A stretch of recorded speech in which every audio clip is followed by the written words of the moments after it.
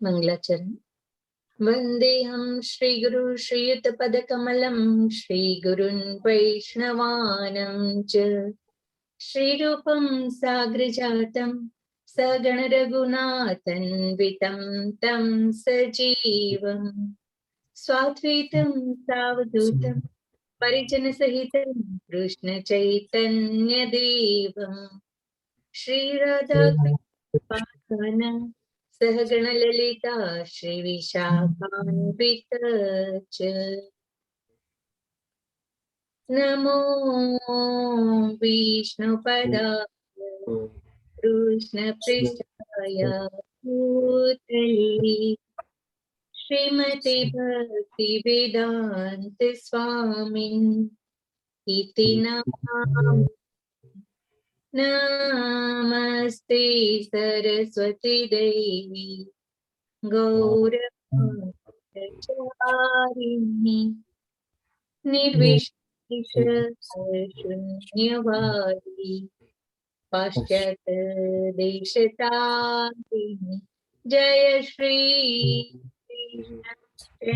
चैतन्य प्रभु नित्यानंद श्री दादर श्रीवासावृंदा हरे कृष्ण कृष्ण कृष्ण हरे हरे हरे राम राम राम हरे हरे। हरे कृष्ण। श्रीला प्रभुपाद ने जय। सर्वने जय श्री कृष्ण। हरे कृष्ण माता जी। धन्यवाद माता जी। हरे कृष्ण सभी भक्तों ने। हरे कृष्ण।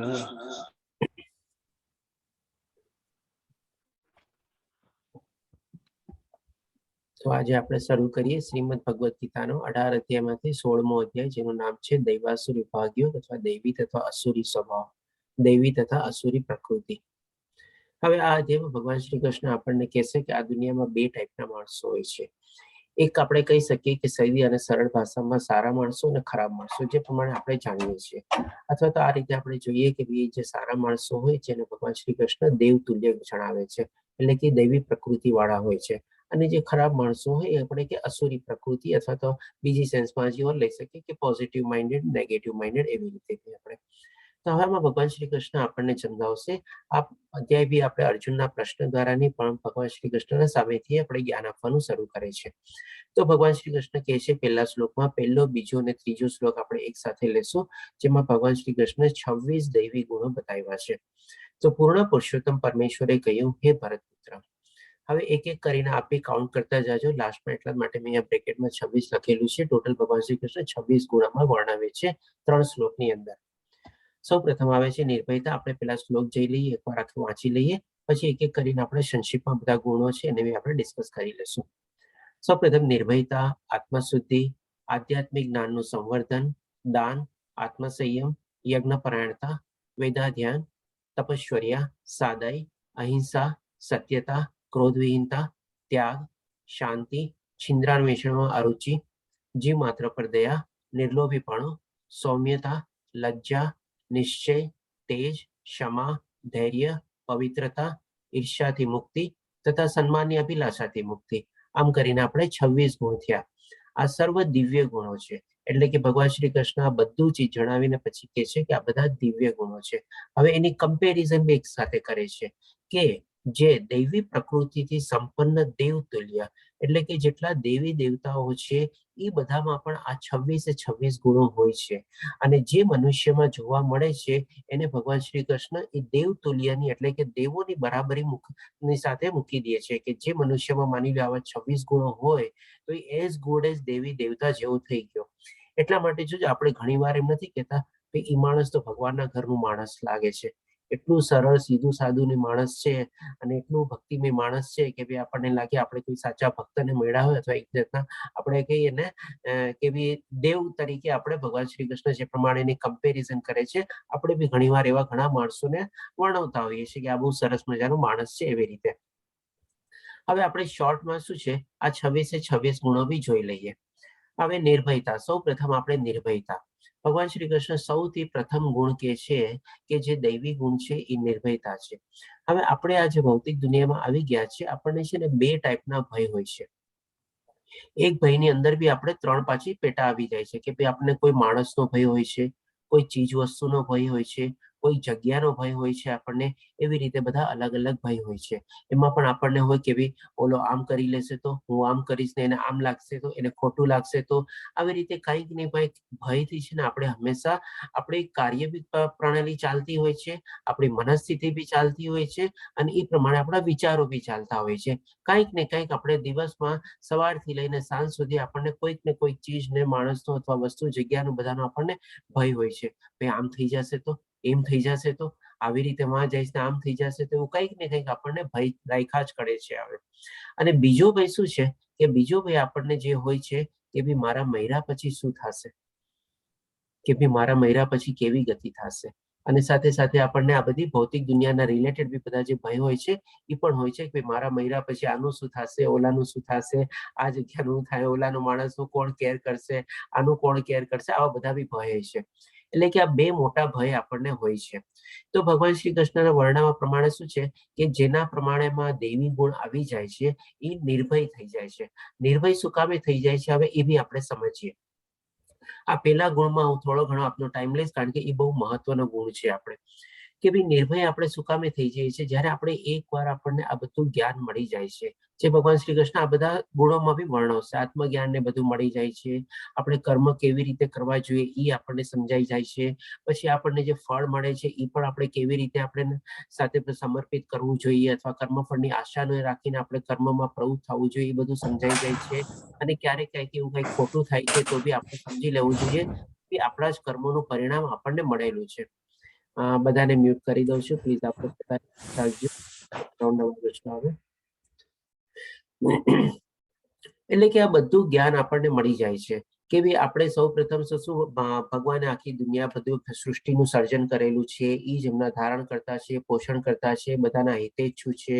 આપણે કેવી રીતે કર્મ કરવા જોઈએ, આપણે જયારે આત્મજ્ઞાન કેળવી લઈએ, જયારે આ બધી ચીજ આપણી પાસે આપણે થઈ જાય ને જ્ઞાન ને બધું કેળવી ગયા પછી આપણે પણ એકદમ શું છે નિર્ભય થઈ જઈએ. કારણ કે જ્યાં સુધી આપણામાં છે ને આ બધું અજ્ઞાનતા અથવા આપણે ઇગ્નોરન્સ જે કહીએ એના જ કારણે છે ને આપણા બધા ભય હોય છે. એકવાર આપણને સમજાઈ જાય કે બધું જે થાય છે એ બધું બરાબર થાય છે અને જે થાય છે એ બધું ભગવાનની મરજી પ્રમાણે થાય છે. આપણે કોઈ કાંઈ કરવા વાળા નથી. ભૌતિક પ્રકૃતિના હેઠળ જ આપણે આ બધું કરીએ છીએ ને એવી રીતે સમજી લઈએ આપણે સ્વામિત્વ ભાવને બધું આપણે છોડી દઈએ તો આપણને સરસ રીતે બધું ક્લિયર થઈ જાય કે ભાઈ હા બધું બરાબર છે એ પ્રમાણે જેના પ્રમાણે ચાલ્યા કરે છે. એટલે પછી આપણે છે ને એકદમ ટોટલી નિર્ભય થઈ જાય. સવારે ઉઠીને કોઈ જાતનો આપણને ભય જ ન લાગે કે ભાઈ ચાલો જેમ છે બધું બરાબર ચાલવાનું છે એ પ્રમાણે. આવી રીતે ભગવાન શ્રી કૃષ્ણ સૌ પ્રથમ પહેલો ગુણ કહે છે કે નિર્ભયતા. કારણ કે જ્યાં સુધી ભય છે ત્યાં સુધી આપણે આ કહી શકીએ કે આપણે બધાથી આ ભૌતિક પ્રકૃતિને બધાથી આપણે આવૃત થયેલા છે અથવા અજ્ઞાનથી આપણે આવૃત થયેલા છે.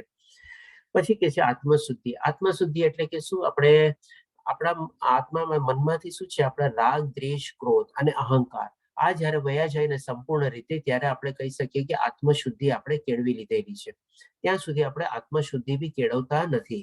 જ્યાં સુધી રાગ, દ્વેષ, ક્રોધ અને અહંકારના પળ એના ઉપર જામેલા છે ત્યાં સુધી આત્મશુદ્ધિ થતી નથી. આપણને આત્માનો અવાજ બી સંભળાતો નથી, આપણે આત્માને બારામાં જ્ઞાન બી મેળવી શકતા નથી ત્યાં સુધી. પછી આધ્યાત્મિક જ્ઞાનનું સંવર્ધન એટલે કે અનુસરણ કરવું. આધ્યાત્મિક આપણે જે સ્પિરિચ્યુઅલ નોલેજ જે કહીએ આપણે એનું આપણે અનુસરણ કરવું અને એ પ્રમાણે એનું મેળવવાની કોશિશ કરવી. પછી દાન. હવે દાનને આપણે અત્યારે થોડું પાર કરીએ છીએ. આવતા અધ્યાયમાં 17મા અધ્યાયમાં જે શ્રદ્ધાત્રય વિભાગ યોગ છે એમાં ભગવાન શ્રી કૃષ્ણ આપણને સરસ રીતે સમજાવશે કે દાન બી કેવા પ્રકારથી, કેવા સ્વભાવથી, કેવી મનસ્થિતિ પ્રમાણે કરવું જોઈએ. અને એમાં પણ આપણને કન્ડિશન કહેશે કે આવી રીતે કન્ડિશનમાં જો કરેલું દાન હોય તો એ સાચું દાન છે, નહીં તો દાન બી આપણે તામસી દાન હોય છે. જે આપણે આ જ અધ્યાયમાં જોશું કે અસુરી લોકો બી દાન કરે છે પણ એ લોકો દાનની કોઈ એવી ગતિ હોતી નથી. તો આને આપણે થોડુંક સાઈડમાં રાખીએ છીએ હમણાં. પછી આત્મસેવા એટલે કે પોતાના આત્મા સાથે જ હંમેશા રહેતો હોય. યજ્ઞપરાયણતા. યજ્ઞપરાયણતા એટલે શું કે ભાઈ એમ નહીં કે આપણે ઓલા બધા યજ્ઞ કરવાને એવી રીતે, પણ યજ્ઞપરાયણતાનો મતલબ શું છે, આપણે ઇન્દ્રિયોના વિષયો અને શરીર સુખ માટે આપણે જે બધા ભૌતિક દુનિયામાં મોહ માયા અને આકર્ષણ છે એને આપણે વશમાં કરવાની કોશિશ કરવાની. અને વશમાં કરવા માટે આપણે એનાથી ફાઇટ કરવાનું, એનાથી સ્ટ્રગલ કરવાનું, મનને કંટ્રોલમાં રાખવાનું, આપણી ઈચ્છાઓને કાબુમાં રાખવાની.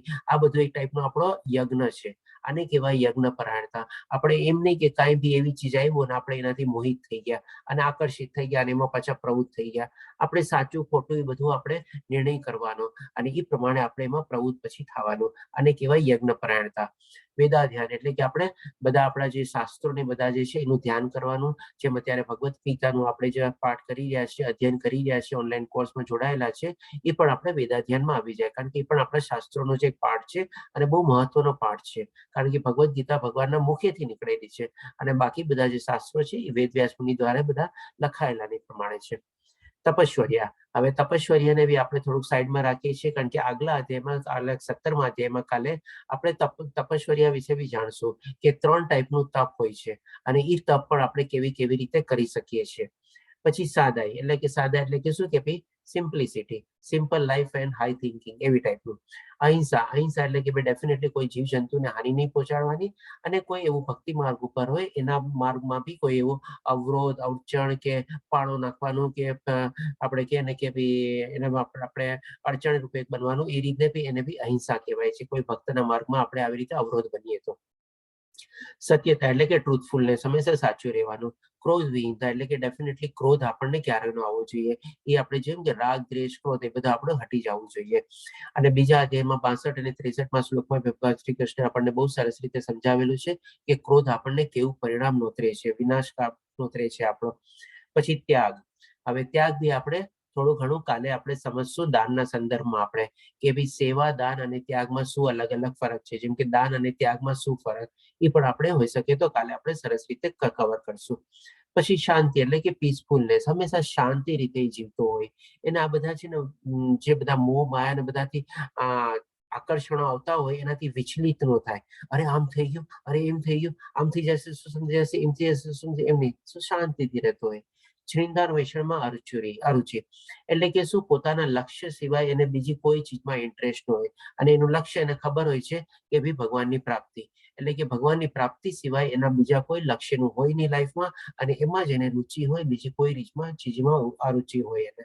અને બીજી રીતે બી એ રીતે આપણે લઈ શકીએ આનો મિનિંગ કે ભાઈ આજની તારીખમાં જેમ 2 માણસો મળતા હોય ત્યારે શું હંમેશા ત્રીજા માણસને, ત્રીજી વ્યક્તિને, ત્રીજી બધાની વાતો કરતા હોય, આમ ન કરવું જોઈએ, આમ ન કરવું જોઈએ. એટલે કે નિંદા, ટીકા અને પંચાયત, આ 3 ચીજ પણ આપણે એમાં આપણે અરુચિ કેળવવાની. આ રીતે બી આને લઈ શકીએ આપણે. જીવ માત્ર પર દયા, દરેક જીવો ઉપર આપણે દયા રાખવાની છે. નિર્લોભીપણું એટલે કે બહુ લોભીપણું નહીં રાખવાનું, આપણે બહુ લાલચું નહીં થવાનું. એ પણ ભગવાન શ્રી કૃષ્ણ આપણને કહેશે, આ તેમાં સરસ રીતે સમજાવશે. એ એક ટાઈપનું નરકના દ્વાર છે. સૌમ્યતા એટલે કે સોબરનેસ અને લજ્જા એટલે કે શરમ.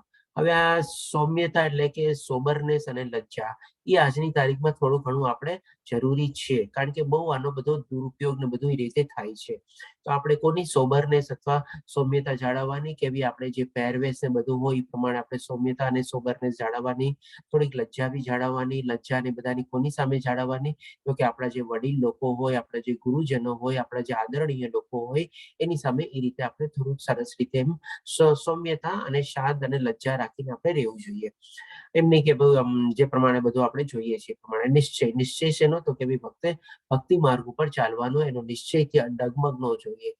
કન્ટિન્યુઅસ જેને નિશ્ચય લીધેલો હોય, માની લો 4 માળા, 5 માળા કે 16 માળા જે બી એ પ્રમાણે ડેઈલી કરતો હોય એ પ્રમાણે. એક દાખલા તરીકે લઈએ આપણે તેજ એટલે કે આપણે શું છે, પ્રકાશ. એટલે કે જે માણસમાં આ બધું જ્ઞાન ને બધું હોય છે ઓલરેડી તેજિત હોય છે, આપણે પ્રકાશિત હોય છે. જેમ કે માણસ જ્યાં જાય ત્યાં એનું ઓટોમેટિકલી પ્રેઝન્સ છે ને બધાને આમ ફીલ થવા માંડે કે હા આટલો મોટો સરસ તેજસ્વી માણસની કોઈ કાયવા છે. અને પછી જ્યારે બોલે ત્યારે ઓર બધા ઉપર પ્રભાવ પડે. એની હાજરી પહેલા બધા ઉપર પ્રભાવ પાડે, પછી એના બોલવાથી બી બધા ઉપર પ્રભાવ પડે. એટલે કે આવી ટાઈપનું એનામાં તેજ હોય. પછી ક્ષમા એટલે કે બધાને માફ કરી દેવાનું. જે કાંઈ પણ જોઈ કોઈએ કંઈ કર્યું માફ કરી દેવાનું, કારણ કે આપણે લોકો સમજી ગયા છે કે ભાઈ સામેવાળો જે કંઈ પણ કરે છે એ પોતે નથી કરતો. આપણે એમાંથી એક જ આત્માના દર્શન કરવાના છે અને આપણે જાણીએ છીએ કે એ જે કરે છે એ કોણ કરાવે છે, તો કે આ ભૌતિક પ્રકૃતિના સંસર્ગ હેઠળ થઈ શકે તમો ગુણ કે એના ગુણ પ્રમાણે વર્તે છે અને એ પણ આસ્તે આસ્તે ચેન્જ થઈ શકે છે. એટલે કે એને જે કાંઈ પણ કર્યું આપણે એ ભાવ ગણીને આપણે એને ક્ષમા આપી દેવાની, માફ કરી દેવાનું. આપણે ધૈર્ય એટલે કે પેશન્સ જાળવવાનું, પવિત્રતા એટલે કે હોલીનેસ, અને ઈર્ષ્યાથી મુક્તિ. ડેફિનેટલી આપણે ઈર્ષ્યાથી મુક્તિ થવાનું છે. એટલે કે ભાઈ આપણે કોઈની ઈર્ષ્યા નથી કરવાની. જેમ ભગવાન શ્રી કૃષ્ણ 7મા અધ્યાયમાં અર્જુનને કહે છે ને, તું મારાથી ઈર્ષ્યા નથી કરતો એટલા માટે હું તને જ્ઞાન દેવા જઈ રહ્યો છું. તો ડેફિનેટલી આપણે કોઈનાથી ઈર્ષ્યા રાખવાની જરૂર નથી. અને સન્માનની અભિલાષાથી મુક્તિ. સન્માનની અભિલાષાથી મુક્તિ એટલે કે શું? આપણને એમ હોય ને કે ભાઈ મેં આમ કરી લીધું એટલે બધા લોકો આવીને મને પૂછે, મને માનપાન આપે, મને પ્રતિષ્ઠા આપે, આખા સમાજમાં ને બધામાં મારો હોહા થાય. એટલે આવી બધાથી છે ને મુક્તિ. કઈ કરીને છે ને આપણે તો જાણી ગયા છીએ કે ભાઈ બધા કર્મ બી આપણે ભગવાનને સમર્પિત કરી દેવાના છે. અને એ પણ આપણને કોઈ એવું સારા કર્મ થયું હોય તો આપણે નિમિત્ત બન્યા છીએ, એના માટે બી થેન્ક્સ કહેવાનું. એમ નહીં કે આપણે પોતે કર્યા છે. કરતા ભાવ તો કોઈ દી નથી લાવવાનો. આપણે કરીને બી આપણે અકર્તા બનવાનું છે, એટલે કરતા થઈને બી આપણે અકર્તા બનવાનું છે. અને જે કાંઈ પણ થાય એ બધું આપણે ભગવાન શ્રી કૃષ્ણને આપણે સમર્પિત કરી દેવાનું છે. એટલે કે આપણે કોઈ આવી સન્માનની કેવી અભિલાષાથી મુક્ત થઈ જવાનું છે. આ બધા સર્વ દિવ્ય ગુણો છે જે ભગવાન શ્રી કૃષ્ણ વર્ણવ્યા. અહીંયા આપણે બી શોર્ટમાં એને સમજી લીધા અને ભગવાન શ્રી કૃષ્ણને દેવતુલ્ય એટલે કે દેવોની કેટેગરી સાથે મૂકી દઈએ છીએ. અને સાથે એ બી કહે છે કે જે મનુષ્યમાં આવા બધા ગુણ જોવા મળે છે એ પણ દેવતુલ્ય આપણે કહી શકીએ. હવે આપણે છે ને ભગવાન શ્રી કૃષ્ણ આપણને 4થા શ્લોકથી લઈને 18મા શ્લોક સુધી છે ને આપણને અસુરી ગુણો આપણને વર્ણવશે. અસુરી ગુણો બી વર્ણવશે, સાથે સાથે એની વિચારવાની પ્રક્રિયા કેવી હોય છે એ જણાવશે આપણને, એ લોકોની મનસ્થિતિ કેવી હોય છે એ દર્શાવશે આપણને, અને એ લોકોની કાર્ય કરવાની પ્રણાલિકા કેવી હોય છે એ પણ આપણને બધા અલગ અલગ શ્લોકમાં દર્શાવશે. હવે આ જે ચીજ ભગવાન શ્રી કૃષ્ણ આપણને પહેલા 3 શ્લોકમાં આપણને દૈવી શ્લોકનું જે લિસ્ટ આપી દીધું, જેમ મેં કીધું ને આ બધા આપણા જે છેલ્લા 6 અધ્યાય છે એકદમ પ્રેક્ટિકલ લેબોરેટરી ઓરિએન્ટેડ આપણે કહી શકીએ. તો જેમ આપણને 14મા અધ્યાયમાં આપણે જાણી લીધું કે સાત્વિક ગુણોનો ચેકલિસ્ટ શું છે, તો કે આ રીતે આપણને મળ્યું. એવી જ રીતે આ 16મા અધ્યાયમાં બી આપણને દૈવિક ગુણનો એક આપણું 26 ગુણનું ચેકલિસ્ટ આપણને મળી જાય છે. તો આ લિસ્ટ આપણે જો મેળવી લઈએ એ પ્રમાણે આપણે આપણું આઈડિયલ બનાવી લઈએ કે ભાઈ આ પ્રમાણે મારા આપણા પોતાનામાં ગુણોનું નિરૂપણ કરવાનું છે, અને જે એનાથી ઉલટા ગુણો જે છે એ બધા મારે આસ્તે આસ્તે હટાવવાના છે. તો એ રીતે જો આપણે કરતા જઈએ તો ડેફિનેટલી આપણામાં બી સરસ મજાના આપણા દૈવી ગુણો બધા સંપન્ન થઈ શકે. આપણે સૌથી પહેલા જાણવાનું છે કે ભાઈ કયા ગુણો મારામાં છે, કયા ગુણો કેટલા માત્રામાં છે, કયા ગુણો સદંતર નથી, અને કયા ગુણો મારે વધારવાના છે, કયા ગુણો મારે ઘટાડવાના છે, કયા ગુણો મારે હટાવવાના છે. ટોટલ એ બધું આપણી સામે આખું ચેકલિસ્ટ આવી ગયું. અને આ ચેકલિસ્ટ પ્રમાણે જો આપણે આપણી લાઈફની શરૂઆત કરી દઈએ તો પણ આપણને બહુ સરસ મજાનો આપણને સંતોષ મળી શકે. એટલીસ્ટ અહીંયા જીવતા જઈએ તો આપણે દેવતુલ્ય બી આપણે બની શકીએ, જે પ્રમાણે ભગવાન શ્રી કૃષ્ણ કહે છે એ પ્રમાણે. હવે આપણે જોઈએ કે 4થા શ્લોકથી 18મા શ્લોક સુધી જે ભગવાન શ્રી કૃષ્ણ અલગ અલગ ચીજ જે અસુરી લોકોની વર્ણવશે એ આપણે જોશું. હવે આ સમજ્યા પહેલા આપણે શું કામે આપણે થોડુંક ડિટેલમાં આપણે સમજીએ. ભગવાન શ્રી કૃષ્ણે પણ આપણને જેમ કે 15 શ્લોક લીધા, 3 શ્લોકમાં કેમ આપણને દૈવી ગુણ કહી દીધા, તો ડેફિનેટલી એમની બી દીર્ઘદ્રષ્ટિ એટલી છે કે આવતો કલિયુગ આવવાનો છે, એટલા માટે હું આનું સરસ રીતે ડિસ્ક્રિપ્શન ને નિરૂપણ આપું કે જેથી લોકોના બધા સમજી શકે. હવે આ ચીજ જે આપણે સમજવાશું એ શું કામે સમજીએ પહેલા આપણે એનો ઉદ્દેશ જાણી લઈએ. આપણે 3 કારણસર આપણે આ બધા ગુણો આપણે સમજશું, જે પ્રમાણે ભગવાન શ્રી કૃષ્ણ આપણને સમજાવશે એ પ્રમાણે 14 શ્લોકમાં આપણને. સૌ પ્રથમ તો શું, આવો કોઈ માણસ આપણી સામે આવી જાય, આવો કોઈ માણસ આપણને ભટકાઈ જાય તો આપણે સમજી શકીએ કે ભાઈ આ અસુરી ગુણ વાળો છે. કારણ કે તરત આપણે આ બધી ચીજનું જ્ઞાન મેળવી લીધું હોય 14 શ્લોકમાંથી કે આવી રીતેની પ્રકૃતિ હોય, આવી રીતે વિચારવાની શક્તિ હોય, આવી રીતે કાર્ય કરતો હોય બધું પ્રમાણે, તો આપણે સમજી જઈએ કે ભાઈ આસુરી માણસ છે આપણે. કારણ કે ડિફરન્શિએટ તો કરવાનો ને દૈવી અને અસુરી વચ્ચે. એટલા જ માટે તો આપણે આ અધ્યાયનું પઠન કરીએ છીએ આપણે કે દૈવી પ્રકૃતિ અને અસુરી પ્રકૃતિ માણસોને ઓળખવા કેવી રીતે. એટલે કે સૌ પ્રથમ પહેલો બેનિફિટ શું કે ભાઈ આપણે અસુરી માણસને ઓળખી લીધા. હવે ઓળખી લીધા પછી આપણે શું કરવાનું? થોડુંક એનાથી અળગું થઈ જવાનું. જેમાં આપણે આ જ અધ્યાયમાં આપણે જોશું કે આપણે સારા ભક્તોનો બધાનો આપણે સંગાત કેળવવો જોઈએ, તો આપણી ભક્તિ માર્ગની યાત્રા ઓર સરસ રીતે આગળ વધે. તો ડેફિનેટલી આવો કોઈ માણસ આપણને ભટકાઈ જાય, જેના સંસર્ગમાં આપણે આવી જઈએ અને આપણને ખબર પડી જાય પેલા બેનિફિટ દ્વારા કે ભાઈ આ માણસ અસુરી ગુણવાળો છે, તો બીજું આપણે શું કરવાનું, એનાથી થોડું અળગું થવાનું, એનાથી આપણે થોડું એનું વિરક્ત કેળવી લેવાનું, અલિપ્ત થવાની આપણે કોશિશ કરવાની. આ બીજો બેનિફિટ. અને ત્રીજો બેનિફિટ શું આપણે કે ભાઈ બાય ચાન્સ એ માણસ ગમે તે ટાઈમમાં એના લાઈફમાં યુ ટર્ન લેવા માંગતો હોય અને પાછો આપણી સામે આવે તો આપણે થોડું ઘણું આપણે એને સમજાવવાની કોશિશ કરી શકીએ. એટલે કે થોડું ઘણું આપણે એને જો સમજાવીએ અને સમજી જાય તો પણ આપણા સરસ મજાના આપણા કર્મ બંધાયણા કહેવાય કે હા ભાઈ આપણે ભટકેલાને રસ્તો દેખાડ્યો અથવા તો ભટકેલાને સારા રસ્તા ઉપર લઈ આવ્યા ને એ પ્રમાણેનો સરસ મજાની આપણે જેમ કૃષ્ણ કોન્શિયસનેસ મુવમેન્ટ આ બધી ફેલાઈ રહી છે એ પ્રમાણે આપણે એને સારા માર્ગે લાવ્યા. તો આ 3 બેનિફિટ આપણે થઈ શકીએ આપણે. તો હવે આપણે જોઈએ ચોથા શ્લોકમાં ભગવાન શ્રી કૃષ્ણ સૌ પહેલા તો એ અસુરી પ્રકૃતિ વાળાના ક્યાં ક્યાં કેરેક્ટરિસ્ટિક્સ હોય છે એ વર્ણવે છે. તો આમાં ભગવાન શ્રી કૃષ્ણ 6 ગુણ બતાવે છે.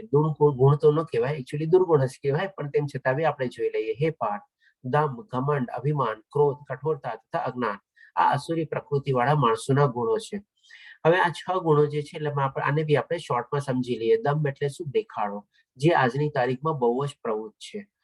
પોકેટમાં રૂપિયો બી ન હોય પણ દેખાડો એટલો મોટો હોય કે વાત ન પૂછો.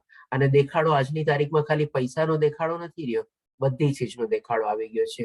એમાં આપણે કપડાનો દેખાડો આવી ગયો છે, પોતાની સુંદરતાનો દેખાડો આવી ગયો છે, આવડી રીતે દેખાડવાનું આવી ગયું છે અને બધું આવી ગયું છે. પોતાના ગુણ અવગુણ બધી ટાઈપનો એમાં દેખાડો આવી ગયો છે.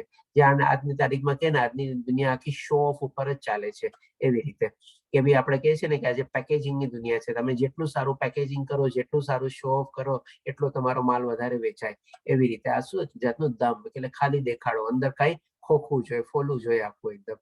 પછી ઘમંડ અને અભિમાન. ઘમંડ અને અભિમાનને આપણે થોડું ડિફરન્શિએટ કરી લઈએ કે ઘમંડ શું હોય છે કે ભાઈ આપણે ભૌતિક ચીજ વસ્તુના રિલેટેડ હોય છે, એટલે કે વ્યક્ત ચીજ જેને આપણે જોઈ શકીએ અથવા તો એને માપી શકીએ. એવી રીતે જેમ કે પૈસાનો ઘમંડ. તો એ રીતે થઈ ગયું કે ભાઈ ચાલો એની પાસે 5-10 કરોડ પછી 50 કરોડ થઈ ગયા છે એટલા માટે એને થોડોક પૈસાનો ઘમંડ એ પ્રમાણે આવી ગયો છે. અથવા તો 2-4 એવી મોટી મોટી પ્રોપર્ટી બનાવી લીધી છે, અથવા તો કંઈક આટલું બધું ભેગું કરી લીધું છે. આ પ્રમાણે એનો ઘમંડ આવી ગયો છે. અને અભિમાન શું છે? અભિમાન અવ્યક્ત ચીજ છે, અથવા તો આપણા પોતાના પર્સનલ કેરેક્ટરિસ્ટિક ગુણ ને એની સાથે એ રિલેટેડ છે. અને ક્યારેક ક્યારેક એ પોઝિટિવ સેન્સમાં બી વપરાય છે. જેમ કે માની લો આપણે લઈએ કે ભાઈ સુંદરતાનું એને અભિમાન છે, પછી એના ગુણોનું એને અભિમાન હોય. જેમ કે પોતાની કોઈ ક્વોલિફિકેશન ને હોય, 2-4 એવી ડિગ્રી લીધેલી તો એનું એને અભિમાન હોય. અથવા તો ક્યારેક ક્યારેક શું હોય, એને પોતાનો હોદ્દો અથવા પોતાનો સ્ટેટસ અથવા પોતાનામાં જે પાવર છે એનું એને અભિમાન હોય. આવી રીતે હોય. અને પોઝિટિવ સેન્સમાં ક્યારેક નોર્મલી લેવાય છે કે ઘણા લોકો કે ને મને મારા દીકરા દીકરી ઉપર અભિમાન છે, એ સારું કોઈ કાર્ય કરતા હોય એટલા માટે કે છે હા ભાઈ હું એના માટે પ્રાઉડ ફીલ કરું છું, અથવા તો અભિમાન છે મારા દીકરા દીકરી, મને નાશ છે મારા દીકરા દીકરી ઉપર. આ રીતે બી આપણે ઘમંડ અને અભિમાનને સમજીએ. ક્રોધ એટલે કે ગુસ્સો આપણે જાણી ગયા છે. કઠોરતા એટલે કે જડતા, આમ જ થવું જોઈએ, મેં કીધું એટલે આમ કેમ ન થયું, મેં કીધું તું છતાં તે આમ કેમ થયું, આવી બધી જડતા આપણે. અને અજ્ઞાન. અજ્ઞાન એટલે કે આત્મજ્ઞાન ને બધું આપણે આધ્યાત્મિક જ્ઞાન ને બધું ન હોય પ્રમાણે. આ ભગવાન શ્રી કૃષ્ણ કે છે આસુરી પ્રકૃતિ વાળા માણસોના ગુણો છે. હવે ભગવાન શ્રી કૃષ્ણ એની પહેલા આપણને અહીંયા શોર્ટમાં ગતિ સમજાવી દે છે કે આસુરી ગુણો અને પ્રકૃતિ વાળા લોકોની આગલી ગતિ કેવી રીતે થાય છે. એટલે કે દિવ્ય ગુણો મોક્ષ માટે અનુકૂળ છે અને અસુરી ગુણ બંધન આપવા માટે છે. એટલે કે જે અસુરી ગુણોમાં જીવતા હોય છે એ આ દુનિયામાં તો પાછા આવવાના ને આવવાના છે. રિટર્ન ટિકિટ એ લોકોની કપાયેલી છે. કદાચ હોઈ શકે નીચલી યોનિમાં બી જાય, પણ જેમ લોકો દિવ્ય ગુણ વાળા હોય છે હોઈ શકે એ લોકોની રિટર્ન ટિકિટ બહુ મોડી હોય. જેમ કે કોઈ સ્વર્ગલોકમાં કે બધામાં જાય તો લાંબી અવધિ સુધી ત્યાં રહે અને પછી પુણ્ય કર્મ પૂરા થાય એટલે પછી પાછા અહીંયા આવે. અને જો વધારે ઓર સારા દિવ્ય ગુણ ને બધું કેળવેલું હોય તો કદાચ મોક્ષ અથવા મુક્તિને બી લોકો એલિજિબલ છે. એટલા માટે ભગવાન શ્રી કૃષ્ણ કે છે અનુકૂળ છે. અહીંયા ભગવાન શ્રી કૃષ્ણ કઈ એશ્યોરન્સ નથી આપતા, એ પણ એક જાતની એલિજિબિલિટી બાંધે છે કે હા ભાઈ એ મોક્ષ અથવા મુક્તિ માટે અનુકૂળ છે, એલિજિબલ છે. એ રીતે. અને પછી કે છે હે પાંડુ પુત્ર તું ચિંતા કરીશ નહીં, કારણ કે તું દૈવી ગુણો સાથે જન્મ્યો છે. હવે આ ભગવાન શ્રી કૃષ્ણ શું કામ એમ કે છે અર્જુનને? તો આને છે ને આપણે બે રીતે સમજીએ. સૌ પ્રથમ તો જેમ કે અત્યારે ભગવાન શ્રી કૃષ્ણ અસુરી ગુણો અને દૈવી ગુણોને સરસ રીતે કીધા, એટલે કે શું અર્જુનના મનમાં ત્યારે એવી મનસ્થિતિ થાય કે ભાઈ હું તો અત્યારે આ બધાને મારી નાખીશ, બધાનો પર બાણ ચલાવીશ, મારે યુદ્ધ લડવાનું છે અને એ લોકો ઘાયલ થશે અથવા મૂર્છિત થશે અથવા મરી જશે, એ બધું થશે તો શું હું એ અસુરી ગુણોમાં ગણાઈશ કે દૈવી ગુણોમાં ગણાઈશ? એટલે કે એના મનમાં એવો પ્રશ્ન જાગી શકે. એટલે કે પહેલેથી જ ભગવાન શ્રી કૃષ્ણને કહે છે કે તું ચિંતા કરીશ નહીં, કારણ કે તું દૈવી ગુણો સાથે જન્મ્યો છે. એટલે કે પૂરા પાંડવને રિપ્રેઝન્ટ કરીને એ રીતે કહી દે છે કે પાંડુ પુત્ર તરીકે. એટલે પૂરા પાંડવ બધા દૈવી ગુણોમાં જીવતા હતા અને એ લોકો બધા દૈવી ગુણ સાથે સંપન્ન હતા. એટલે કે પહેલી ચીજ આ થઈ. હવે બીજી ચીજ આપણા માટે સમજવાની છે કે આજની તારીખમાં શું છે, ઘણા લોકો એવા હોય છે કે ભગવાન શ્રી કૃષ્ણના બારામાં માની લો માનતા હોય ન માનતા હોય પછીની વાત છે, પણ આવી રીતે ઘણી બધી એવી ટીકા ટિપ્પણી કરે છે. અને ટીકા ટિપ્પણી કરીને શું છે, એ લોકો બી પોતાને અભિમાન, પોતાનો દંભ દેખાડે છે કે ભાઈ મને સારું એવું જ્ઞાન છે, હું સારો એવો જાણકાર છું, મને આ ખબર છે, મને ઓલું ખબર છે, અને પોતાની સર્વોપરિતા છે ને આ બધી જગ્યાએ સ્થાપિત કરવા માંગતા હોય. અને એ લોકો શું એવી ટીકા ટિપ્પણી કરતા હોય કે ભાઈ પાંડુ લોકો રાજા યુધિષ્ઠિર ધર્મરાજા કહેવાય છે, પણ એ વળી એવા કેવા ધર્મરાજા કે જે જુગાર રમતા હતા? બરાબર છે, ઓકે. પાછું હજી આગળ શું કે ભાઈ જુગારમાં બી એને પોતાની પત્નીને દાવમાં લગાડી. અને પછી હજી આગળ શું કે ભાઈ એ લોકો તો 5 પુરુષો મળીને એક સ્ત્રીને ભોગવતા હતા. એટલે કે આવી બધી જે છે ને ટીકા ટિપ્પણીઓ છે ને આજની તારીખમાં બી ઘણા લોકો એવા કરતા હોય છે. તો આનાથી બી આપણે છે ને બચવાનું છે કે ઈ આપણને છે ને ઇનડાયરેક્ટલી પોતાની સર્વોપરિતા સ્થાપવા માંગે છે જ્ઞાનના દ્વારા, પણ એકચ્યુઅલી હોય છે એ લોકો બી અસુરી ગુણ વાળા છે. એટલા માટે તો આવી ટીકા ટિપ્પણીની બદલમાં એ લોકો ઉલझेલા હોય છે અને એમાં કરતા હોય છે. જ્યારે ભગવાન શ્રી કૃષ્ણ એને પોતાને પોતાના મુખ્યથી અર્જુનને કહી દે છે, એને સર્ટિફિકેટ આપી દે છે કે તું દૈવી ગુણ સાથે જન્મ્યો છે, એટલે કે તું ચિંતા કરતો નહીં. તો આપણે કોણ છીએ ભાઈ એના ટીકા ટિપ્પણી કરવાના? અને ટીકા ટિપ્પણી કરીને બી આપણને શું મળવાનું છે? એટલા વર્ષો પહેલા જે શું પરિસ્થિતિ અને શું સિચ્યુએશન એની સામે હશે, કોણ જોવા ગયું છે? તો આપણે અત્યારે ટીકા ટિપ્પણી કરવા બેઠા છીએ જાણે કે આપણે ત્યાં હાજર હતા ને એવી રીતે કરીએ, તો આ ચીજ બીજી લર્નિંગ આપણા માટે છે. એટલા માટે ભગવાન શ્રી કૃષ્ણ આ રીતે એકદમ ક્લિયર કટ પહેલેથી જ પાંડુપુત્ર એટલે અર્જુનને પ્રમાણે કહી દે છે. હવે જોઈએ 6થા શ્લોકમાં ભગવાન શ્રી કૃષ્ણ કહે છે, હે પાર્થ, આ જગતના સર્જનમાં પામેલા જીવો બે પ્રકારના હોય છે, એક દૈવી કહેવાય છે અને બીજા અસુરી કહેવાય છે. બરોબર. મેં અગાઉ તને દૈવી ગુણો વિસ્તારથી સમજાવ્યા, હવે અસુરો ગુણો વિશે સાંભળ. એટલે કે ભગવાન શ્રી કૃષ્ણ કહે છે કે પહેલા, બીજા, ત્રીજા શ્લોકમાં જે બધું સમજાવી દીધું દૈવી ગુણ માટે, હવે અસુરી ગુણ માટે બી હું તને સરસ રીતે વિસ્તારથી સંભળાવીશ. તો હવે આપણે જોઈએ ભગવાન શ્રી કૃષ્ણ અલગ અલગ લઈને 18મા શ્લોક સુધી શું કહે છે. તો પહેલા 7મા શ્લોકમાં કહે છે કે જે લોકો આસુરી હોય છે તેઓ જાણતા નથી કે શું કરવું જોઈએ અને શું ન કરવું જોઈએ. તેઓમાં નથી પવિત્રતા, નથી ઉચિત આચરણ કે નથી સત્ય જોવા મળતું. હવે આ ચીજ પણ આમ તો જોવા જાય તો શ્લોક પ્રમાણે એકદમ ક્લિયર જ છે. અને ઘણું બધું ફોટો બી આપણે જે ચિત્ર આપણી સામે છે એ બધું આપણને સૂચવી જાય છે કે આ લોકો જે અસુરી લોકો હોય છે એ લોકોને ખબર જ નથી હોતી કે પોતે શું કરે છે અને શું નથી કરતા. શું ચીજ જે કરી રહ્યા છે એને આગળ વધારવી જોઈએ અને શું ચીજ જે પોતે કરી રહ્યા છે એને સદંતર રીતે અથવા તો આસ્તે આસ્તે સદંતર રીતે બંધ કરવાની કોશિશ કરવી જોઈએ. આ બધું ચીજનું એ લોકોને જ્ઞાન હોતું નથી. પર્ટિક્યુલરલી આપણે છે ને આને આજના સંદર્ભમાં આપણે કનેક્ટ કરીને જાણીએ, કારણ કે મેં કીધું ને કે આ બધું ચીજ ભગવાન શ્રી કૃષ્ણ જે વર્ણવે છે એ આપણા 3 બેનિફિટ માટે આપણને વર્ણવે છે. તો આપણે જોઈએ કે આજની જે યંગ જનરેશન જે છે એ લોકો શું છે, થોડું ઘણું એવી ડિગ્રીને મેળવી લે છે અને થોડું ઘણું એવો સારો ને જોબ ને બધું મળી જાય છે અને ઇન્કમ બી એવી સારી હોય છે, પે ચેક તરત મંથ પૂરો થઈને આવી જાય છે. લગભગ 60, 70, 80% જેવી એ લોકોની આવક છે ને આવી જ રીતે બધી વપરાતી જતી હોય છે. કદાચ 10-20% બી છે ને સેવિંગ નથી થતું એ લોકોનું.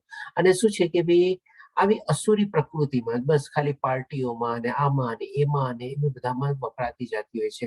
એ લોકોને ખબર નથી હોતી કે ભાઈ મેં આ ખાલી ભૌતિક પ્રકૃતિનું દુનિયાનું જે જ્ઞાન મેળવું છે એ ઇનફ નથી.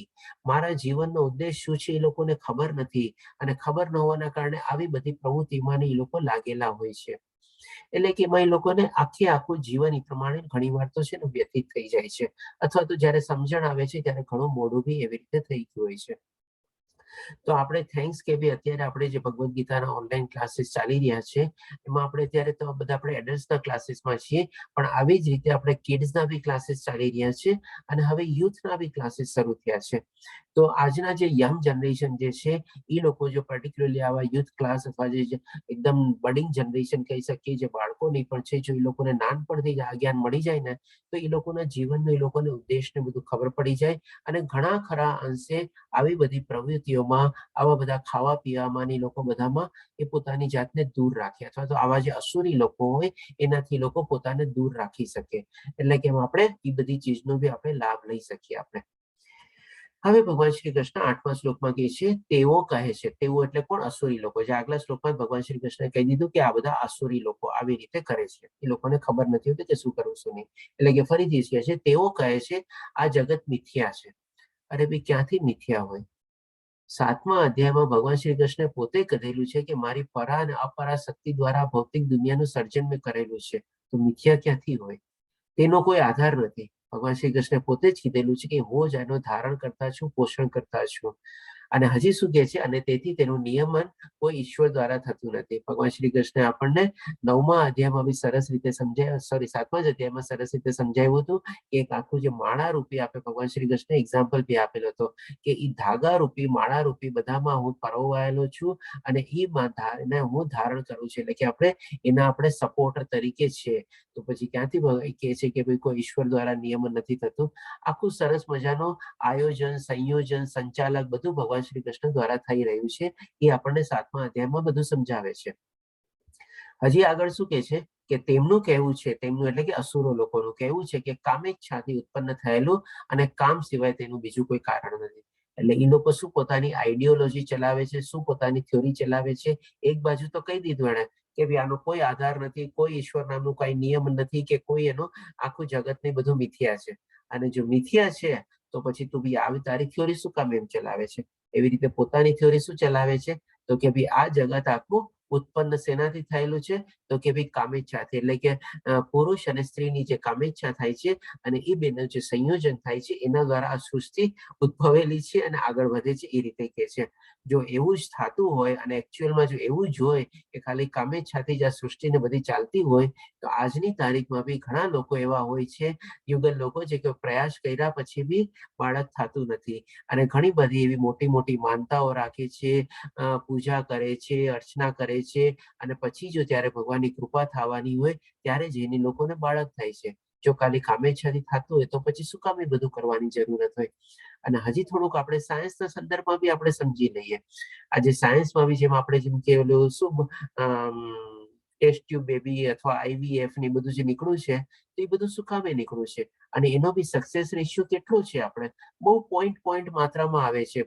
સૌ પ્રથમ તો એમાં ઘણા બધા એવા ગોરખ ધંધા ને બધું ચાલે છે આપણે. તો આ રીતે આપણે જોઈ શકીએ છીએ કે ભાઈ આ લોકોની જે થિયોરી છે એ પણ ટોટલી વ્યર્થ છે.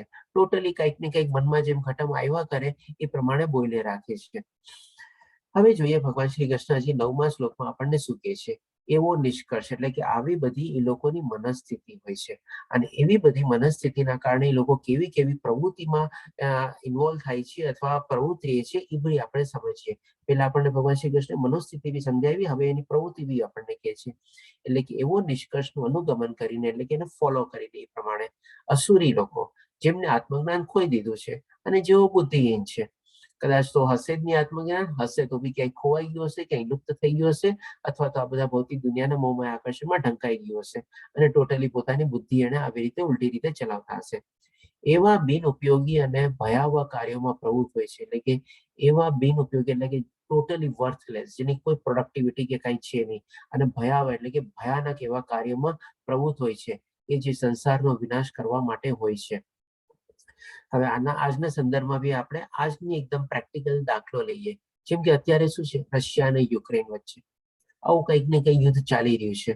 હવે આપણે આને, ભલે જે માણસો એની પાછળ હશે એ બધા અલગ અલગ કઈ બી હશે, પણ આ બધું કરીને શું ફાયદો મળવાનો છે?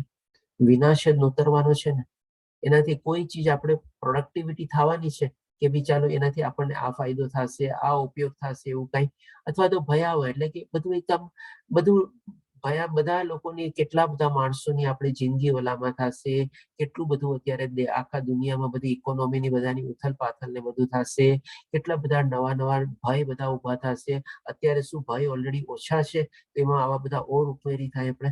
એટલે આ લોકો બધાની છે ને આવી જ ટાઈપની પ્રવૃત્તિ છે. આ તો મેં એક એક્ઝામ્પલ દ્વારા સમજાવ્યું. આવી ઘણી બધી પ્રવૃત્તિઓ છે, જેમ કે અત્યારે ન્યુક્લિયર બોમ્બ, એટમ બોમ્બ જે બધાના લોકોના હાથમાં પાવરમાં આવી ગયા છે. આજે કોઈનું બી માથું ફરી શકે, એક બે જગ્યાએથી 2-4 એવા ન્યુક્લિયર બોમ્બ પડી જાય અલગ અલગ જગ્યાએથી, આખો દુનિયાનો સર્વનાશ નોતરાઈ જાય. એટલે કે આવી પ્રવૃત્તિઓમાં છે ને એ લોકો બધા પ્રવૃત્ત હોય છે, અસુરી લોકો. આની સાથે આપણે શું છે, આજના જે બધા ટેરરિઝમ જે બધા ગ્રુપો ચાલે છે એ પણ આમાં આપણે કનેક્ટ કરી શકીએ. આ બધી આપણે અસુરી વૃત્તિઓ અને અસુરી પ્રવૃત્તિઓ જ બધી છે આપણે. હવે એવી જ રીતે પછી 10મા શ્લોકમાં ભગવાન શ્રી કૃષ્ણ કહે છે, કદાપી સંતુષ્ટ ન થનારા કામનો આશ્રય લઈને. એટલે કે આ લોકો બી શું છે, આવા જ બધામાં પડેલા હોય છે. અને ગર્વના મદમાં તથા મિથ્યા પ્રતિષ્ઠામાં ડૂબેલા આસુરી લોકો આ રીતે મોહગ્રસ્ત થઈને હંમેશા ક્ષણભંગુર વસ્તુ દ્વારા અપવિત્ર કર્મનું વ્રત લેતા હોય છે.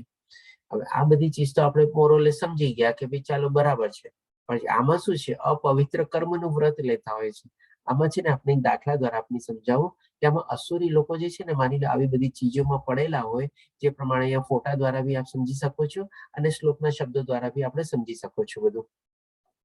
તો એના સંદર્ભમાં આપણે એક્ઝામ્પલ લઈએ કે કેમ આ લોકો આવી રીતે વ્રત લેતા હોય. જેમ કે માની લો કોઈ કે લોકોને એવો પીણાનો શોખ હોય કે જે લોકો રેગ્યુલર લેતા હોય. હવે એમાં એ લોકો શું વ્રત લે ખબર છે કે ભાઈ શનિવારે નહીં લેવાનું. ઓકે, બરોબર. અને ક્યારેક એવું કઈ હોય ને, અરે આજે શનિવાર છે ને, શનિવારે હું નથી લેતો, શનિવારે મને નહીં ચાલે, શનિવારે થોડો દૂર રાખું છું. ઓકે, પછી માની લો એવું કઈ ખાવા પીવાનો બી લોકોને શોખ હોય, જેમ અહીંયા આપણે બધું ફોટો ની બધું જોઈ શકો છો એવી રીતે. ત્યારે શું કે ભાઈ ગુરુવારે છે ને હું નથી લેતો, ગુરુવાર છે બધું ચાલે. એટલે કે આવી રીતે એ લોકો એવા વ્રત પાડે એમાં કે ભાઈ ગુરુવારે આ નહીં ખાવાનું, શનિવારે આ નહીં પીવાનું. અને પાછા શું એમાં પ્રાઉડ ફીલ કરે કે ભાઈ હા, આવી રીતે હું એક દિવસ નથી લેતો એમ. અરે ભાઈ, જો તારે ન લેવું હોય, ન કરવું હોય, તને ખબર છે કે ખોટું છે, તો પછી એક દિવસ શું કામ હંમેશ માટે તારું વ્રત પાડ ને. પણ ના, એટલે કે આવા આસુરી લોકો જેમ અહીંયા કીધું ને કે ભાઈ ગર્વના મદમાં અને મિથ્યા પ્રતિષ્ઠામાં, એટલે કે એમાં બી લોકો શું છે, આમ પ્રાઉડ થી બોલે ભાઈ ગુરુવારે નથી ખાતો, શુક્રવારે નથી પીતો. અને સાથે શું ભાઈ એનામાં એ લોકો પ્રતિષ્ઠા બી સમજે. અરે ના ના, એક દિવસ તો મારે પડવું જ જોઈએ ને, એક દિવસ તો માનવું જ જોઈએ ને, એક દિવસ તો આધ્યાત્મિક થવું જ જોઈએ ને, આવી રીતે. એટલે કે આવી રીતે એ લોકો પોતાના પ્રાઉડ અને એવી રીતે ફીલ બી કરે છે સાથે સાથે. પછી હવે જોઈએ ભગવાન શ્રી કૃષ્ણ આપણને 11 અને 12મા શ્લોકમાં શું કહે છે. એટલે કે તેઓ એવો વિશ્વાસ ધરાવે છે કે હવે સાથે સાથે લોકો વિશ્વાસી ધરાવે છે, એટલે કે પોતાને એકદમ સાચા બી માનવા લાગે છે કે ઇન્દ્રિયોની તૃપ્તિ એ જ માનવ સભ્યતાની મુખ્ય જરૂરિયાત છે. એટલે કે આ બધી ચીજ શું છે, ઇન્દ્રિયોની તૃપ્તિ અને શરીર સુખ માટે જ બધું છે. અને એના સાથે લોકો વિશ્વાસ ધરાવે છે કે એ જ માનવની જરૂરિયાત છે, એના સિવાય બીજું કઈ છે જ નહીં જાણે કે આ દુનિયામાં. એ રીતે અંતકાળ સુધી તેમને અપાર ચિંતા રહે છે, રહેવાની જ છે ચિંતા. કારણ કે આ બધી જે ઇન્દ્રિય તૃપ્તિમાંથી એને સુખ અને શાંતિ મળવાની નથી, ચિંતા અને ભય જ ઉત્પન્ન થવાનો છે. તેઓ લક્ષાવિધિ ચિંતાઓની જાળમાં બંધાયેલા રહીને અને કામ તથા ક્રોધમાં ડૂબેલા રહીને ઇન્દ્રિય તૃપ્તિ માટે અનૈતિક સાધનો દ્વારા ધન સંગ્રહ કરે છે.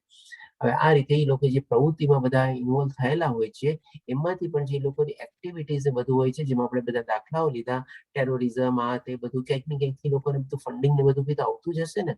હવે એ ચીજ બી આપણે થોડીક આજના પ્રેક્ટિકલ એક્ઝામ્પલ દ્વારા આપણે સમજી લઈએ કે જેથી કરીને આપણે એ બધી પ્રવૃત્તિ બી આપણે એનાથી દૂર રહીએ. આપણે કે ભાઈ અનૈતિક સાધનો દ્વારા ધન સંગ્રહ કરે છે.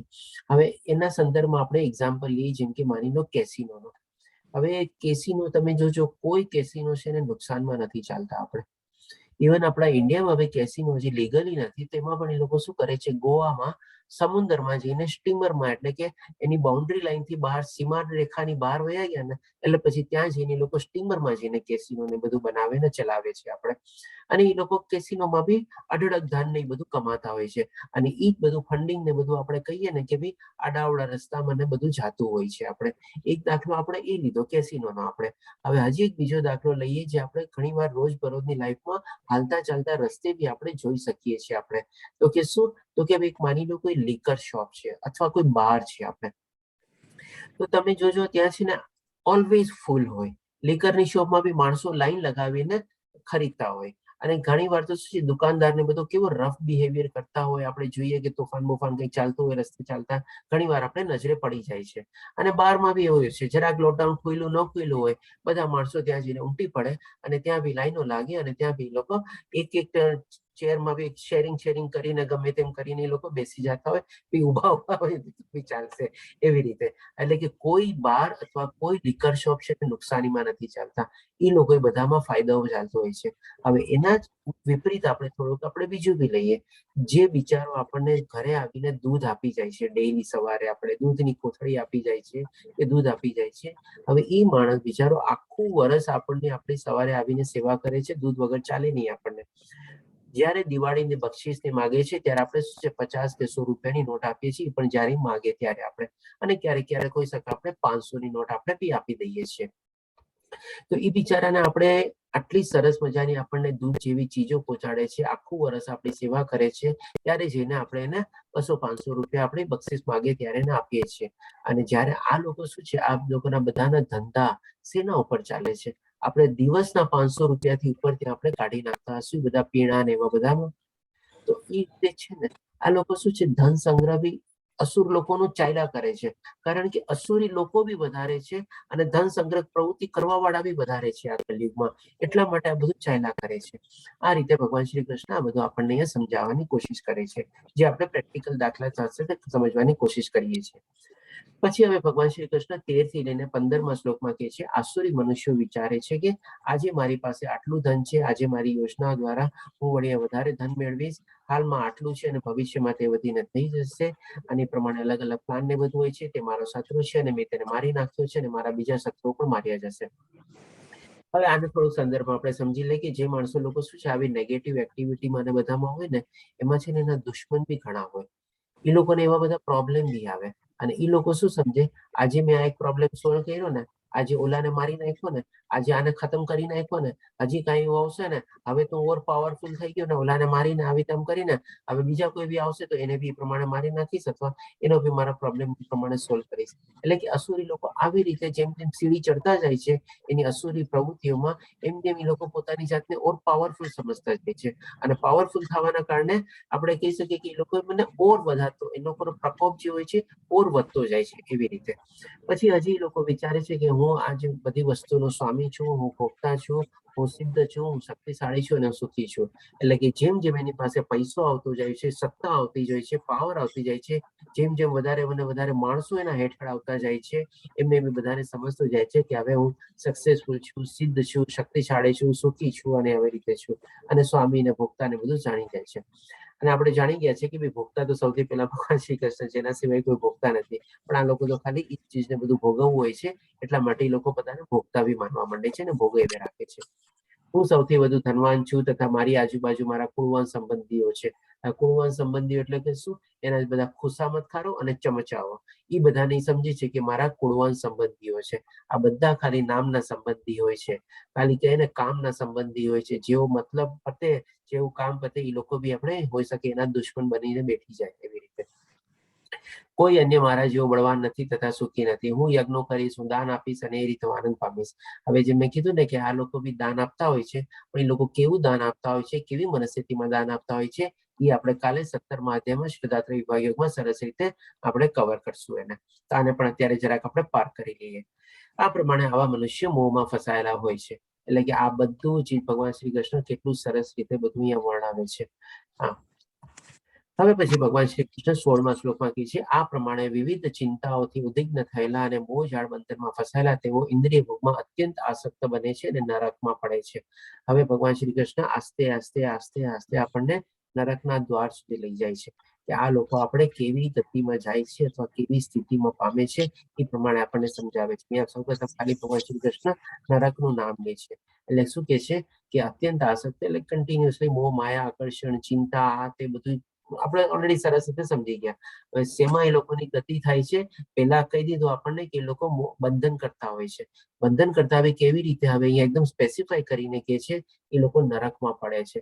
એટલે કે હોઈ શકે નીચલી યોનિમાં એ લોકો બધા જાય છે, એકદમ આપણને સ્પષ્ટ રીતે અહીંયા કહી દે છે.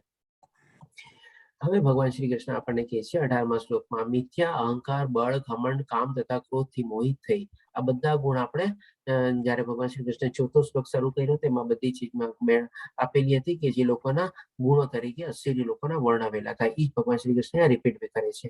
મોહિત થઈને આસુરી પોતાના શરીરમાં બીજાઓના શરીરમાં સ્થિત પૂર્ણ પુરુષોત્તમને પરમેશ્વરની ઈર્ષા કરે છે તથા વાસ્તવિક ધર્મની નિંદા કરે છે.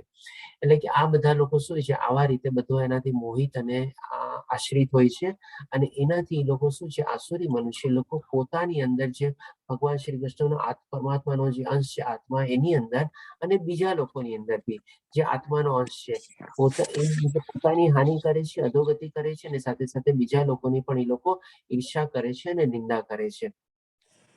આના સંદર્ભમાં જેમ આપણે અહીંયા શિશુપાલનું એક એક્ઝામ્પલ છે અને એ લોકો શું છે, કન્ટિન્યુઅસ આપણે અસુરી યોની તરીકે કહી શકીએ આપણે, કારણ કે કન્ટિન્યુઅસલી ભગવાનની ઈર્ષા કરતા, અપમાનિત કરતા, પણ જે ભગવાન શ્રી કૃષ્ણ વચન આપેલું હતું કે આટલા એના અપશબ્દો અથવા એના અપમાનનું માફ કરીશ, એનાથી જયારે ઓળંગશે ત્યારે હું એને સજા આપીશ. એટલે કે જયારે પછી ઓળંગે છે એની 100 ભૂલોને માફ કર્યા પછી ભગવાન શ્રી કૃષ્ણ એનું સુદર્શન ચક્ર ચલાવે છે અને શિશુપાલનો વધ થાય છે. એટલે કે આવી રીતે એ લોકો અસુર લોકો શું છે, કન્ટિન્યુઅસ બધાની લોકોની નિંદા, ટીકા ને બધું આમાં જ પ્રવૃત્ત રહેતા હોય. જેમ આપણે સ્ટાર્ટિંગમાં સમજ્યા ને કે પાંડવ લોકોની બી ટીકા કરતા હોય, ભગવાન શ્રી કૃષ્ણની ટીકા કરતા હોય, અથવા તો આપણે એ રીતે શું અલગ અલગ પોતાની ટીકા ટિપ્પણી કરીને બી પોતાને સર્વોપરિતા પોતાની સ્થાપવા એ લોકો પ્રવૃત્ત રહેતા હોય છે. હવે આ રીતે સમજાવ્યા પછી ભગવાન શ્રી કૃષ્ણ 19મા શ્લોકમાં કહે છે, હવે આપણને નરકના દ્વારની બધા માટે બી આપણને કહે છે, જે લોકો ઈર્ષાળુ તથા ક્રૂર છે અને નરાધમ છે તેમને હું વિભિન્ન આસુરી યોનિમાં મૂકીને નિરંતર ભવસાગરમાં નાખ્યા કરું છું. બેકગ્રાઉન્ડ અવાજ આવે છે, બધાને મ્યુટ રાખજો પ્લીઝ, બધાને મ્યુટ કરી દઉં છું. તો હા, ભગવાન શ્રી કૃષ્ણ એ સમજાવે છે 19મા શ્લોકમાં કે આવા આસુરી લોકો, જે લોકો આવી રીતે વર્તતા હોય છે, આવી લોકોની મનસ્થિતિ હોય છે, આવી લોકોની વિચારવાની પ્રક્રિયા હોય છે, એ બધાને ભગવાન શ્રી કૃષ્ણ હવે અહીંયાના ઈર્ષાળુ અને ક્રૂર તરીકે બી વર્ણવે છે. કારણ કે ઈર્ષા કોની કરે છે? પોતાના અંદરમાં રહેલો આત્માનો બી ઈર્ષા કરે છે અને બીજાના લોકોના બી રહેલા હૃદયમાં આત્મા નો રહેલો પરમાત્માનો જે અંશ છે એની બી ઈર્ષા કરે છે. આ રીતે ઈર્ષા અને ક્રૂર તરીકે ભગવાન શ્રી કૃષ્ણ ઉપમા આપીને કહે છે અને નરાધમ બી કહે છે. એને કહે છે કે હું એ લોકોને અસુરી યોનિમાં નિરંતર ભવસાગરમાં નાખ્યા કરું છું. એ લોકોનો કોઈ સ્થિતિમાં, કોઈ સંજોગોમાં મોક્ષ અથવા મુક્તિના દ્વાર ખુલતા જ નથી, કારણ કે એ લોકો એવા ને એવા જ અધમ કર્મને બધા કરતા રહેતા હોય છે. એટલે લોકો નીચલી યોનિમાં જ એ લોકો પ્રમાણે જાતા રહેતા હોય છે. એ પ્રમાણે ભગવાન શ્રી કૃષ્ણ આપણને સમજાવે છે. હવે પછી 20મા શ્લોકમાં ભગવાન શ્રી કૃષ્ણ કહે છે, હે કુંતી પુત્ર, આવા મનુષ્ય અસુરી યોનિમાં વારંવાર જન્મ ગ્રહણ કરીને ક્યારેય મારા સુધી પહોંચી શકતા નથી. તેઓ ક્રમશઃ અત્યંત અધમ જીવનની ગતિ પામે છે. એટલે કે લોએસ્ટ ટુ લોએસ્ટ ક્રીચર, એટલે કે લોએસ્ટ ટુ લોએસ્ટ આપણે જે કહીએ ને, જે 84 લાખ ટાઈપની અલગ અલગ યોનિઓ છે, એમાં જ એ લોકો પૈડા ને પૈડા રહીએ છે. આ રીતે ભગવાન શ્રી કૃષ્ણ આપણને સમજાવે છે. હવે ભગવાન શ્રી કૃષ્ણ આપણને નરકના દ્વાર માટે કહે છે. હવે આ ચીજ આપણા માટે ઓર સરસ મજાની સમજવાની છે. અત્યાર સુધી ભગવાન શ્રી કૃષ્ણ શું બધું ચોથાથી લઈને 18મા શ્લોક સુધી બધું ડિસ્ક્રાઇબ કર્યું. પછી 19મા અને 20મા શ્લોકમાં ડિસ્ક્રાઇબ કર્યું કે ભાઈ લોકો કેવી રીતે નીચલી યોનિમાં જાતા રહીએ છે, કોઈ દી મોક્ષ અથવા મુક્તિને પ્રાપ્ત થઈ શકતા નથી. હવે 21મા શ્લોકમાં ભગવાન શ્રી કૃષ્ણ જે આપણા માટે બી વધારે અગત્યનો છે, આપણે સમજી શકીએ કે આ નરકના 3 દ્વાર છે. જે ભગવાન શ્રી કૃષ્ણ 18મા શ્લોકમાં નરક શબ્દ વાપર્યો હતો, હવે એના નરકના દ્વાર ઉપર આપણને સમજાવે છે. કામ, ક્રોધ અને લોભ 3 દ્વાર એકદમ સ્પેસિફાઈ કરીને કહી દીધા, એકદમ નક્કર રીતે આપણને કહી દીધા. પછી હજી કહે છે, દરેક શાણા મનુષ્ય તેમનો ત્યાગ કરવો જોઈએ, કારણ કે તેમનાથી આત્માનું પતન થાય છે. હવે આ ચીજ આપણે સમજીએ, થોડું પ્રેક્ટિકલ એક્ઝામ્પલ લઈને. આપણે ભગવાન શ્રી કૃષ્ણ આપણને એકદમ સીધી સાદી સરસ મજાની સલાહ બી આપે છે કે દરેક શાણા મનુષ્ય તેમનો ત્યાગ કરવો જોઈએ. હવે આપણે કેવી રીતે આનો ત્યાગ કરી શકીએ એ આપણે સમજીએ. આપણે જેમ પેલા આપણે દ્રષ્ટાંત રૂપે સમજાવું છું, પછી એને ઇમ્પ્લિમેન્ટ કરવાનું તો આપણા પોતપોતાના વ્યક્તિગત ઉપર છે, કેટલું કરે છે એ રીતે. આપણે જેમ કે રાતના સૂતા હોઈએ, રાતના સૂઈએ ત્યારે આપણે શું કરીએ, ઘરના બારી બારણા, મેઇન દરવાજો, એમાં બી ડબલ લોક હોય તો ડબલ લોક દઈએ, જાળી દઈએ, કોલાપ્સ ગેટ હોય તો એ દઈએ, લોક કરીએ, સ્ટોપર મારીએ, બધું કરીએ કે નહીં? આપણે બધું કેવી રીતે કરીએ, શું કામ કરીએ કે ભાઈ રાતના કોઈ એવો ચોર લૂંટેરો કે કાંઈ ન આવી જાય, નુકસાન ન પહોંચે, એવી રીતે બધું કરીએ ને. એટલે કે આપણે પોતાની જાનની પ્રોટેક્શન માટે અને બધી જાન માલ ને બધાની બી આપણે પ્રોટેક્શન માટે અથવા એના સુરક્ષિત માટે આપણે બધા બારી બારણા દરવાજાને બધું બંધ કરીને આપણે રાતના સૂઈએ. આપણે તો હવે એવી જ રીતે બી છે ને આપણે રાતના સૂતી વખતે અથવા તો માની લો સવારે ઉઠીને બી અને રાતના સૂતી વખતે આપણે આપણા શું છે આ 3 દ્વાર છે ને આપણે બંધ કરી દેવાના છે. જે ભગવાન શ્રી કૃષ્ણ કહે છે ને કામ, ક્રોધ અને લોભ. કામ એટલે કે ઈચ્છા શું ભૌતિક દુનિયાના રિલેટેડ જે બધી ઈચ્છાઓ અને બધા મોહ માયાના આકર્ષણ જાગે. ક્રોધ એટલે ગુસ્સો અને લોભ એટલે કે લાલચ. આ 3 દ્વાર આપણે હંમેશ માટે બંધ કરી દેવાના છે. સરસ મજાનું ડબલ લોક મારી દેવાનું છે. જેમ રાતના સૂતી વખતે આપણે દરવાજાને ડબલ લોક, ટ્રિપલ લોક, જાળી, કોલાપ્સિબલ ગેટ સ્ટોપર ને બધું મારીએ છીએ એવી રીતે અને ચાવી દઈ દેવાની છે. અને ચાવી દઈને પછી ચાવી એવી જગ્યાએ ફેંકી દેવાની છે ને કે જ્યાંથી કોઈ દીની મળવાની સંભાવના જ ન હોય આપણે. અને આ રીતે જો આપણે આપણી જીવનને આપણે સરસ રીતે સુરક્ષિત કરી દઈએ તો એ રીતે ભગવાન શ્રી કૃષ્ણ જેમ કહે છે ને કે દરેક શાણા મનુષ્ય તેમનો ત્યાગ કરવો જોઈએ. એટલે કે આ બધી 3 ચીજના આપણે એનાથી આપણે પ્રોટેક્ટેડ થઈ ગયા, આપણે સેફ થઈ ગયા. હવે આ ચીજ જો આપણે કરી લઈએ તો એટલીસ્ટ આપણું લાઈફમાં એ તો નક્કી થઈ ગયું કે ચાલો આપણી હવે દુર્ગતિ નથી થવાની, અધોગતિ નથી થવાની, આપણે નરકમાં તો નથી જવાનું. એ પ્રમાણે આપણે પોતાની જાતને સેફ કરી લીધા. જેમ રાતના સૂતી વખતે આપણે આપણા ઘરને અને બધા માલ સામાનની આપણે સેફટી જોઈએ એ રીતે. પછી હવે આપણે આધ્યાત્મિક રસ્તા ઉપર ચાલીને આપણે જેટલું થાય શકે એટલું આપણે પ્રગતિ કરીને ઉચ્ચતર લોક અથવા તો મોક્ષ અને મુક્તિ માટે આપણે આગળ વધવાનું છે. આ રીતે ભગવાન શ્રી કૃષ્ણ આપણને સરસ મજાનો આપણને સુઝાવ આપે છે અહીંયા કે આ 3 દ્વાર હંમેશા બંધ કરીને રાખો તો એટલીસ્ટ નરકમાં તો આપણે નહીં જઈએ.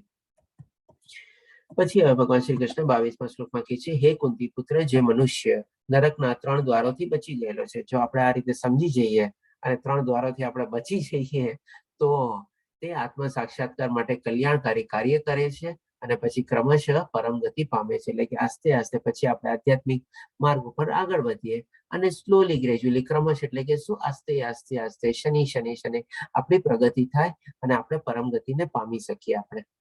હવે ભગવાન શ્રી કૃષ્ણ 23મા શ્લોકમાં કહે છે, જે મનુષ્ય શાસ્ત્રોના આદેશોની અવહેલના કરે છે અને પોતાની ધૂનમાં આવે તે મનસ્વી વર્તન કરે છે તે નથી સિદ્ધિ પામતો, નથી સુખ પામતો કે નથી પરમગતિ પામતો. એટલે કે ભગવાન શ્રી કૃષ્ણ એ ટોપિક ત્યાં એકવાર ફૂલ સ્ટોપ જેવું મૂકી દીધું.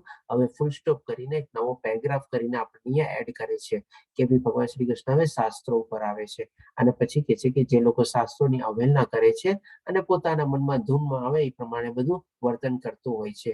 હવે આ 23મો શ્લોક અને 24મો શ્લોક આના સંદર્ભમાં પછી અર્જુનનો પ્રશ્ન થશે અને એ જ પ્રશ્નના ઉત્તરમાં ભગવાન શ્રી કૃષ્ણ પછી આપણે જે કાલનો અધ્યાય જે છે 17મો અધ્યાય શ્રદ્ધાત્રય વિભાગ યોગ એ બહુ સરસ રીતે આપણને વર્ણવશે કે ભાઈ કેવી રીતે આપણે શ્રદ્ધા કેળવી શકીએ છીએ ભગવાન શ્રી કૃષ્ણમાં, કેવી રીતે આપણે શ્રદ્ધાયુક્ત થઈને, કેવી રીતે આપણે આસ્થાથી અને કેવી રીતે આપણે ભગવાનના આપણે શરણાગતિ લઈએ અને શરણાગતિ લઈને કેવી રીતે આપણે સંપૂર્ણ આપણી શરણાગતિ, શ્રદ્ધા અને આસ્થાથી આપણે આપણા ભક્તિ માર્ગ ઉપર આપણે આગળ વધી શકીએ છીએ.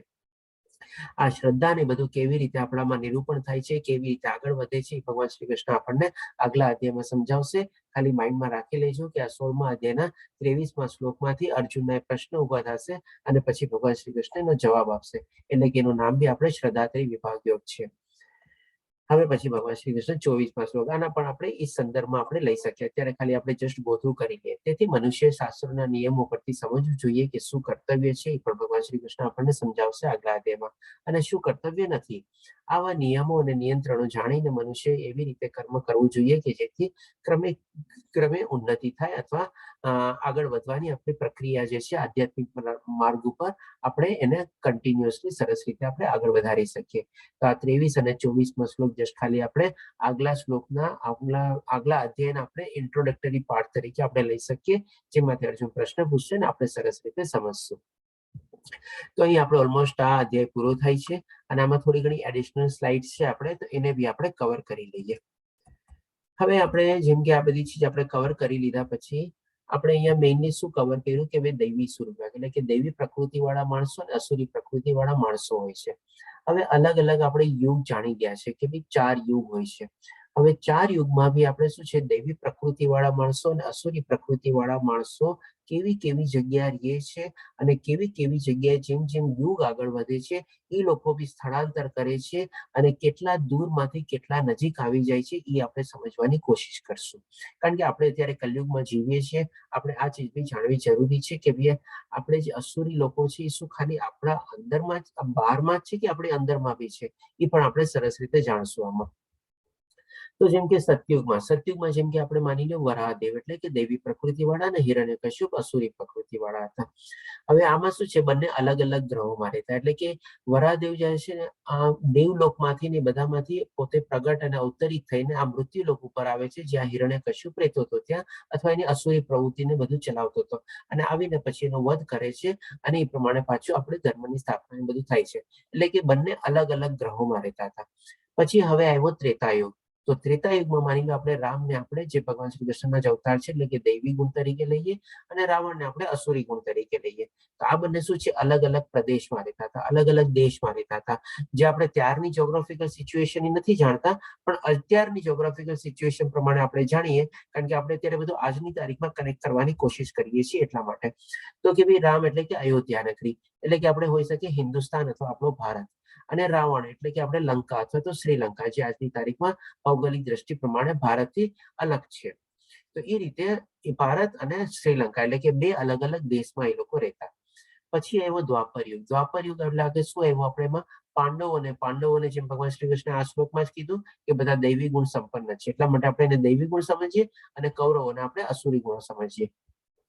તો હવે એ શું છે કે બંને બે એક જ બાપના બે પુત્રો હતા, પાંડુ રાજા અને ધૃતરાષ્ટ્ર, અને એમના જ વંશજો હતા પાંડવો.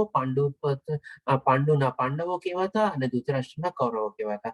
હતા તો બંને એક જ, આપણે કહી શકીએ ને, જેમના પરદાદાની પ્રમાણે તો એક જ હતા, એક જ વંશજ પ્રમાણે ચાલ્યા આવતા હતા.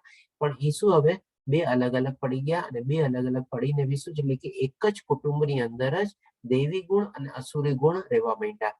પેલા અલગ અલગ ગ્રહોમાં હતા, પછી અલગ અલગ દેશોમાં આવ્યા, હવે એક જ કુટુંબની અંદર દૈવી ગુણ અને અસુરી ગુણ રહેવા માંડ્યા. હવે આવે છે અત્યારે કલયુગ. તો કલયુગમાં શું છે, જેમ ભગવાન શ્રી કૃષ્ણ 26 ગુણો બતાવ્યા દૈવી ગુણ, અને જે પ્રમાણે અલગ અલગ આપણને ચાઇના 6 ગુણો અસુરી ગુણો. તો આ બધા શું છે, આપણે અત્યારે એક જ માણસની અંદર આવી ગયા છે. અત્યારે આજની તારીખમાં કોઈ માણસ આપણને સંપૂર્ણ રીતે દૈવી અથવા સંપૂર્ણ રીતે અસુર નથી, પણ બધું મિશ્રિત અથવા બધું મિક્સચર છે. ક્યારેક અસુરી ગુણોનો પ્રપોર્શન વધારે હોય 80%, એટલે આપણે એને અસુરી તરીકે જાણી લઈએ, કારણ કે દૈવી ગુણ 20% છે. અને ક્યારેક ઈ જ પ્રપોર્શન માની લો દૈવી ગુણ એનામાં 60 થી 70% થઈ ગયા, 20-30% અસુરી ગુણો છે, આપણે કે ઠીક છે, ચાલ બરોબર છે, એવી રીતે. એટલે કે શું છે, બધા જે ગુણો જે છે, દૈવી ગુણ અને અસુરી ગુણો, જેમ જેમ યુગ આગળ વધતો જાય છે, એટલે કે આગળ વધવાનું કેવી રીતે, તો કે ભાઈ ખરાબ યુગ આવતો જાય છે, એ રીતે આગળ વધે છે. એમ બધા દૈવી ગુણ અને અસુરી ગુણો બી એકદમ પાસે, એકદમ ક્લોઝ કોન્ટેક્ટમાં આવતા રહીએ છે. હવે આ બધી ચીજ જાણ્યા પછી હવે આપણે જાણી ગયા છીએ કે આપણી અંદર બી અસુરી ગુણો છે. તો હવે આપણે કરવાનું શું, એટલે કે આપણામાં દૈવી ગુણોનું આપણે નિરૂપણ કરવાનું છે, અને અસુરી ગુણો આપણે હટાવવાના છે. તો નોર્મલી જેમ કે અત્યારે એક માણસ આપણે જે અહીંયા ઉભો છે, એને સમજી લે કે એની જમણી બાજુ દૈવી ગુણો છે, અને એની ડાબી બાજુ આપણે અસુરી ગુણો છે. હવે એને શું છે, દૈવી ગુણોને વધારવાના છે, અને અસુરી ગુણોનું પલ્લું એને ઊંચું રાખવાનું છે. એટલે કે આપણે જો હલકું છે એટલે ઉપર વહી જાય, અને જો દૈવી ગુણો વધારે હોય તો એ પલડું એનું ભારી થઈ જાય, અથવા તો એ પલડું એનું નીચે આવી જાય, એ પ્રમાણે. તો આમાં શું છે કે ભાઈ આપણે અસુરી ગુણો અથવા તો કોઈ બી ચીજને હટાવી છે ને થોડી ઘણી મુશ્કેલ હોય છે, પણ નિરૂપણ કરવું છે ને થોડું ઘણું સહજ થઈ જાય છે, કે જો આપણે કન્ટિન્યુઅસલી યથારૂપ રીતે પ્રયાસ કરીએ તો. હવે આવી રીતે જો આપણે પ્રયાસ કરતા રહીએ તો ડેફિનેટલી આપણામાં દૈવી ગુણ સંપન્ન થતા જાય, અને અસુરી ગુણો આસ્તે આસ્તે હટતા જાય. તો હવે કેવી રીતે કરવું એ આપણે જાણવાનું છે, કે ભક્તિ જીવન આપણે ક્યારે શરૂ કરવું. આપણે બધા ત્યાં પ્રહલાદ મહારાજ જેવા ભાગ્યશાળી તો નથી કે જે જન્મતા પહેલા જ સરસ મજાના દૈવી ગુણ સાથે જન્મે. અને તો આપણે અત્યારે શું છે કે માની લો આપણે અહીંયા એક્ઝામ્પલ જે પ્રમાણે આપ્યા છે, આપણે આને માની લો 70+ લઈએ, અને 60+ લઈએ, અને 50+ લઈએ, અને આને 40+ લઈએ. આપણે અત્યારે મારા ખ્યાલથી આપણે જે બધા એડલ્ટ ગ્રુપ હશું, આ જે બધા માની લો અંડર 20 છે, આપણે અંડર 20માં અત્યારે કદાચ કોઈ નહીં હશે, હું એસ્યુમ કરું છું. 40+, 50+, 60+, 70+, એટલે કે જ્યારથી જાયગા ત્યારથી સવાર, એમ સમજવાનું આપણે. એટલે આપણે આપણી આધ્યાત્મિક જર્ની આપણે આગળ વધારવાની છે, દૈવી ગુણોનો સંપન્ન કરવાનો છે, નિરૂપણ કરવાના છે, અને આસ્તે આસ્તે અસુરી ગુણો આપણે હટાવવાના છે. જેવા જેવા દૈવી ગુણ સંપન્ન કરશું, નિરૂપણ કરતા રહેશું, આસ્તે આસ્તે અસુરી ગુણો એના મેળે જ હટતા જશે. હવે આપણે કરવું કેવી રીતે એ પણ આપણે જાણીએ, જેમાં થોડી ઘણી 2-3 સરળ પ્રક્રિયા આપણે જાણી લઈએ. બાકી તો બધું વ્યક્તિગત ઉપર છે કેવી રીતે કરીએ. તો સૌપ્રથમ આપણે શું છે કે ભાઈ આપણે હરે કૃષ્ણ મહામંત્રનો આપણે જાપ કરવાનો. હરે કૃષ્ણ કૃષ્ણ કૃષ્ણ હરે હરે, હરે રામ રામ રામ હરે હરે. જો આપણે ડેઈલી એક મંત્ર જાપ કરતા હોઈએ તો બહુ જ સારું અત્યારે, અને એમ ન કરતા હોઈએ તો ડેફિનેટલી આપણે અત્યારે નિયમ લઈ લઈએ, જેમ જેવો આ કોર્સ પૂરો થાય આપણે એક માળા જાપ કરવાનું તો શરૂ કરી દઈએ. કારણ કે આપ જો બધા લેવલ 2 માં એમાં જોડાશો તો એમાં તો આપણે એક માળા કમ્પલસરી કરવી આપણા માટે થઈ જ જશે, એ જ આપણે એલિજિબિલિટી બી આવી જશે.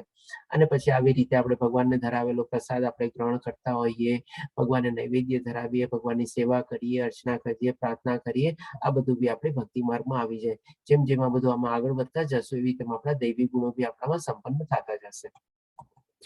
અને ડેફિનેટલી આપણે શું છે, ભક્તોના સંગાથમાં રહેવાનું, એટલે કે કુશળતાપૂર્વક આપણે સંગત આપણે પસંદ કરવાની. જેમ આપણે જાણી ગયા ને કે અસુર ગુણો જે ભગવાન શ્રી કૃષ્ણ ચોથા શ્લોક 18 ગુણો શ્લોકમાં વર્ણવ્યા, એના આપણે 3 બેનિફિટ જાણ્યા. એ લોકોને જાણવાના, એનાથી અળગું રહેવાનું, અને એ રીતે આપણે તો હવે આપણે અળગું થઈને આપણે કોનો સંગાત કેળવવાનો, તો કે ભાઈ આપણે ભક્તોનો સંગાત કેળવવાનો. હવે આના સંદર્ભમાં બી આપને એક માહિતી આપી દઉં કે જેવો આપણે બધા લેવલ 1 કમ્પ્લીટ કરશું, આપણે ઓલમોસ્ટ લેવલ 1 કમ્પ્લીટ સુધી પહોંચી ગયા છે, 2 અધ્યાય બાકી છે, 17 અને 18. તો આની સાથે સાથે આપ બધા આપણો ક્વિઝ ને બધું સોલ્વ કરી લેજો, આપણો સર્ટિફિકેટ મેળવી લેજો, ગ્રુપમાં બનેલા રહેજો, કારણ કે આગળના બધાની બી આપણને ઇન્ફોર્મેશન એમાં મળતી રહેશે. જેમ કે લેવલ 2 અને લેવલ 3 અને લેવલ 4 માં, એટલે કે લેવલ 2 માં ઇનિશિયલી આપણે કેવી રીતે જોડાવવું એની ઇન્ફોર્મેશન મળશે. અને સાથે સાથે જે આપણા ભક્તિ વિષય ક્લાસીસ ચાલે છે, જે એકદમ ઇન્ફોર્મલ પ્લેટફોર્મ છે, એમાં બી આપણને અલગ અલગ સમય અને અલગ અલગ દિવસના પ્રમાણે આપણને ચોઈસ મળી જશે. તો એમાં બી આપણે જોડાઈ શકો છો, કારણ કે એનો મેઇન મોટિવ જ છે કે ભાઈ આપણે ભક્તોનો સંગાત કેળવવાનો અને ભક્તોના સંગમાં આપણે રહેવાનું. ભલે આપણે ત્યારે મળી નથી શકતા, પણ ઓનલાઈન તો આપણે મળી જ શકશું. અઠવાડિયામાં એકવાર તો થશે બધા અલગ અલગ ભક્તિ પરીક્ષા ક્લાસીસ, તો એમાં બી આપણે જોડાઈ શકો છો. અને સાથે સાથે લેવલ 2 માં બી આપ જોડાઈ શકો છો, અને ગ્રુપમાં બી જોડાયેલા રહેજો, કે જેથી કરીને આપણે બધી ઇન્ફોર્મેશન મળતી રહીએ. અને સૌથી વધારે મહત્વનું કે ભાઈ આ આપણે સર્ટિફિકેટ ને બધી ક્વિઝ સોલ્વ કરીને આપ મેળવી લેજો. તો આ જસ્ટ આની સાથે એક માહિતી હતી જેને રિલેટેડ હતી, એટલા માટે આપણે શેર કરી દીધું. હવે આપણે જોઈએ કે ભાઈ આપણે આજે અહીંયા આવી ગયા છે, તો આપણી પાસે શું છે, મેં ટાઈમ થઈ ગયો છે પણ 2 થી 3 મિનિટ વધારે લઈશ, વધારે ટાઈમ નહીં લઉં. કે આપણી પાસે શું છે, અલગ અલગ આપણે લાયકાતો મેળવીએ. કેમ કે માની લો થોડા ઘણા આપણી પાસે પૈસા થઈ ગયા, ભૌતિક દુનિયાને બધી કોઈક એવી ડિગ્રી કે જ્ઞાન કે એવું બધું આપણે મેળવી લીધું, અથવા તો કોઈકની પાસે એવી સરસ મજાની સુંદરતા હોય, હેન્ડસમ હોય, બ્યુટીફુલ હોય, એવી રીતે હોય, અથવા તો ઘણા લોકોની પાસે એવો કોઈ હોદ્દો મળી ગયો હોય, એવો કોઈ પાવર મળી ગયો, કોઈ સ્ટેટસ મળી ગયું હોય, અથવા જે આજનો યંગ ટ્રેન્ડ છે આપણે કે બધા લોકોને યંગ દેખાવાનો શોખ હોય છે, પોતાની ઉંમર કરતા 5, 10, 15, 20 વર્ષ કરતા નાનું દેખાવું. એમાં આપણે 6 પેક એપ્સ આવી ગયા છે, સ્ત્રીઓ લોકો બધા બ્યુટી પાર્લરમાં એમાં જાય છે, બધા અલગ અલગ પ્રક્રિયા પ્રમાણે લોકો પોતાની યંગ દેખાવાનો ટ્રેન્ડ ચાલે છે. અને કોઈ સારા એવા સંપન્ન પરિવારમાં આપણને જન્મ મળ્યો હોય કે જે આપણે સારા ગુણ, ખાલી પૈસા ટકે નહીં પણ સારા ગુણ, સારી કેળવણી, સારું જ્ઞાન ને બધું સંપન્ન હોય એવી રીતે. તો આ બધી ચીજનું જો આપણને આવી બધું મળ્યું હોય તો એને આપણે શું છે, ગર્વ અથવા અભિમાન અથવા તો આપણે ઘમંડ કોઈ ચીજનો કેળવવાનો નથી. અને આપણે શું છે, બધું બી છે ને, કારણ કે મને કયો આ જે ચીજ આપણને મળી છે એમાં આપણો કેટલો એફર્ટ. આપણે મને માની લો કોઈ સુંદરતા છે, તો ભાઈ ક્યાંથી આવી સુંદરતા, એમાં તારું શું, તે શું કર્યું એમાં. માની લો આપણે કોઈ શિક્ષણ બી મેળવી લીધું, તો એમાં બી ભગવાન શ્રી કૃષ્ણ આપણે આ ગયા જ અધ્યાયમાં જાણી લીધું કે ભાઈ સ્મૃતિ અને વિસ્મરણતા અને જ્ઞાન એ પણ બધું હું જ છું, મારા થકી જ આવે છે. અને જે કાંઈ પણ વૈભવ, ઐશ્વર્ય બધું જે છે, આ સારો પરિવાર, પૈસો, ટકો, આ બધું શું છે, એના થકી જ બધું આવે છે. આપણે કાંઈ નથી, તો આપણે શેનો ઘમંડ, શેનો અભિમાન અથવા શેનો ગર્વ કરવાનો. આપણે બધું શું છે, સમર્પિત કરી દેવાનું છે, કે ભગવાનને થેન્ક્સ કહેવાનું છે, રિટર્ન વિથ થેન્ક્સ કહેવાનું છે. ભગવાન તારી કૃપા છે, તારા થકી જ આ બધું છે, અને હું બધું તને સમર્પિત કરું છું, અને તારે સાચવવાનું છે. એ પ્રમાણે આપણે બધું આપણે હું ખાલી ની કાળજી લઉં છું, બસ ખાલી આપણે કાંઈ સાથે લઈને નથી જવાના. એટલે કે એવો સમર્પિત ભાવ જયારે આપણે કેળવી લઈએ, આપણને કોઈ જાતનું આપણે ઘમંડ અથવા અભિમાન બી ન આવી શકે. પછી હવે આમાં શું છે કે ભાઈ નોર્મલી આપણા આ ચીજ આપણે બી સમજવી જરૂરી છે કે ભાઈ આ બધા છે ને અસુરી ગુણો કેળવવાના આપણા સોર્સ છે. એટલા માટે આ બધી થોડી એડિશનલ સાઇઝ લેવામાં આવેલી છે કે ભાઈ આપણે શું છે, આપણે અહીંયાથી શરૂ કરીએ. આપણી ઇન્દ્રિયો બધી અપૂર્ણ છે. જેમ કે આપણે આંખોથી જે ચીજ આપણે જોવી જોઈએ જોતા નથી, જે સાંભળવું હોય આપણે સાંભળતા નથી, જે બોલવું હોય એ પ્રમાણે આપણે બોલતા નથી. અથવા તો જેમ કે આપણે એક્ઝામ્પલ લઈએ કે ભાઈ આપણા કાન અપૂર્ણ શું કામ કે ભાઈ એવા ઘણા બધા એવા સાઉન્ડ અથવા અવાજ હોય છે કે જે આપણને નથી સંભળાતા. અથવા તો આપણા કરતા જે બીજા બધા પ્રાણીઓ છે ને એક અમુક ડેસિબલની ઉપર જાય ને ત્યારે જ એ અવાજ આપણે કાન સાંભળી શકે, અથવા અમુક ડેસિબલની વધી જાય ને તો આપણા કાનને હાનિ બી પહોંચાડી શકે, જે બાકી બધા પ્રાણીઓને ઘણીવાર નથી થતું. એ લોકોની ડેસિબલ થી ઓછો અવાજ હોય તો બી સાંભળી શકે છે, એનાથી વધારે હોય તો બી લોકો સહન કરી શકે છે. એટલે કે આ બધી રીતે દ્રષ્ટાંત આપું છું ખાલી, આપણી ઇન્દ્રિયો બધી અપૂર્ણ છે. ઇવન આંખનો બી એક્ઝામ્પલ લઈએ, આજકાલ બધા એવા ઓપ્ટિકલ ઇલ્યુઝન ને બધા એટલા બધા આવી ગયા છે, ઘણીવાર આપણા મોબાઈલમાં બી ફોટા ને બધા આવતા હોય છે કે આવી રીતે આમ હોય, એમાં દેખાડવાનું કંઈક બીજું હોય પણ આપણે માઇન્યુટલી આપણે જોઈએ તો પાછું કંઈક બીજું હોય એવી રીતે. એટલે બધા હવે ઓપ્ટિકલ ઇલ્યુઝન, આપણે બધી ઇન્દ્રિયો જે છે અપૂર્ણ છે. હવે ઇન્દ્રિય અપૂર્ણ કરવાના કારણે શું છે, આપણે કેવી કહેવાય છે ને કે માણસ માત્ર ભૂલ ને પાત્ર. ભૂલ જાણી જોઈને બી થાય છે ઘણીવાર, અનાયાસે બી થઈ જ જાય છે. આપણે તે બોયલો કંઈક બીજું, હું સમજો કંઈક બીજું, આ જોવાનું હતું એટલે હું એ તો જોતા જ ભૂલી ગયો, મેં તો આ જોયું ત્યાં, આવી રીતે. કારણ કે આપણી ઇન્દ્રિય અપૂર્ણ છે. એટલે કે આવી રીતે જાણતા અજાણતા કંઈક ને કંઈક એવી ભૂલો આપણા લાઈફમાં થતી જ રહેતી હોય છે. અને સાથે સાથે આપણને એક ભ્રમ હોય છે, જેમ આપણે ગયા અધ્યાયમાં પુરુષોત્તમ યોગમાં શું આપણે જાણ્યું કે આપણે મૃગ જળ એટલે કે રણમાં આપણને એવો ભ્રમ થાય છે. એટલે કે આ બધું ભ્રમ ને બધું બી શેના કારણે થાય છે, આપણે ઇન્દ્રિયો અપૂર્ણ છે ને આપણે ભૂલો કરીએ છીએ, એટલા માટે આપણને આ જે ભૌતિક દુનિયામાં જે બધા આપણને સુખ સગવડો અને બધા સાધનો દેખાય છે એ આપણો એક ભ્રમ છે. આપણને ટેમ્પરરી સુખ શાંતિ અને આપવાના છે, પણ લાંબે ગાળે બધો આપણા ભ્રમ આપણો તૂટવાનો જ છે એક દિવસ. હવે આ ત્રણ પ્રક્રિયા જયારે હોય છે ત્યારે પછી આપણે લોકો શું સમજી લઈએ છીએ કે ભાઈ સામેવાળો બી તો એવો જ હશે ને. એટલે કે ક્યારેક જાણતા અજાણતા આપણે બી એને છે ને છેતરવાની કોશિશ કરીએ છીએ. અરે ચલ ને ભાઈ આમ કરી લો, આમ કરો, કોણ જોવાનું છે, કોણ સાંભળવાનું છે, કોને ખબર પડવાની છે, આવો બધો ભાવ આપણા મનમાં આવી જાય છે અને આપણે એ રીતે કરી બેસીએ છીએ. પણ ભાઈ ભગવાન શ્રી કૃષ્ણ જેમ એક શ્લોકમાં કીધું તો બધાને સાક્ષી છું, બધું ચીજ જોઉં છું, બધું સાંભળું છું, બધું અનુભવું છું. એટલે કે બધું આપણે આવી છેતરવાની વૃત્તિ આપણા મનમાં આવી જાય છે અને આના કારણે આપણે થોડા ઘણા એવા અસુરી ઓલામાં આપણે પ્રવૃત્ત થઈએ છીએ આપણે. અને last but not the least, આ બધું જાણ્યા પછી પણ શું છે, આપણે આજની તારીખમાં આપણે ગૂગલ મહારાજને બહુ મોટો આપણે સમજી લીધો છે. આપણે શું છે, શાસ્ત્રોને રિપ્લેસ કરવા લાગ્યા છે આપણે ગૂગલ મહારાજથી. આપણે પણ એકચ્યુઅલી છે ને સંપૂર્ણ રીતે સત્ય નથી. આપણે નો ડાઉટ ટેકનોલોજીના ફાયદા ને બધું જે છે, ઇવન આજે થેન્ક્સ ટુ ટેકનોલોજી એના દ્વારા જ આપણે અત્યારે આ બધા ભગવદ્ ગીતાના ઓનલાઈન ક્લાસીસ ને બધું આપણે કરી રહ્યા છે. એના વગરની તો આ બધું સંપન્ન ન થઈ શકે. તો પણ ડેફિનેટલી એનો ફાયદો લેવાનો અને સારી રીતે એને યુઝ કરવાનો. પણ એ જ સર્વત્ર છે અને એ જ બધું છે અને એનામાં જ બધું છે એવી રીતે આપણે જે આપણી ધારણા છે ને એ નથી. આપણે અને એ પ્રમાણે માનીને આપણે શાસ્ત્રોની અવગણના કરીએ, એ ચીજ ખોટી છે. આપણે જે ભગવાન શ્રી કૃષ્ણ આ જ અધ્યાયમાં 23 અને 24માં શ્લોકમાં આપણને સમજાવે છે કે શાસ્ત્રોની અવગણના કરીને પોતાના મનગઢત વિચારોને પ્રમાણે ચાલે છે, એ આપણે પણ એક જાતની અસુરી જલી આપણે પ્રકૃતિ કહી શકીએ. આપણે તો જે આપણે આગલા અધ્યાયમાં બી સરસ રીતે સમજશું. એટલે કે આપણે ટેકનોલોજીને બેનિફિટ લેવાનો, સારી રીતે વાપરવાની, પણ એને સર્વસ્વ રીતે નહીં માની લેવાનું, એને રિપ્લેસમેન્ટ તરીકે નહીં માનવાનું શાસ્ત્રને આપણે. તો અહીં આપણે 16મો અધ્યાય પૂરો થાય છે.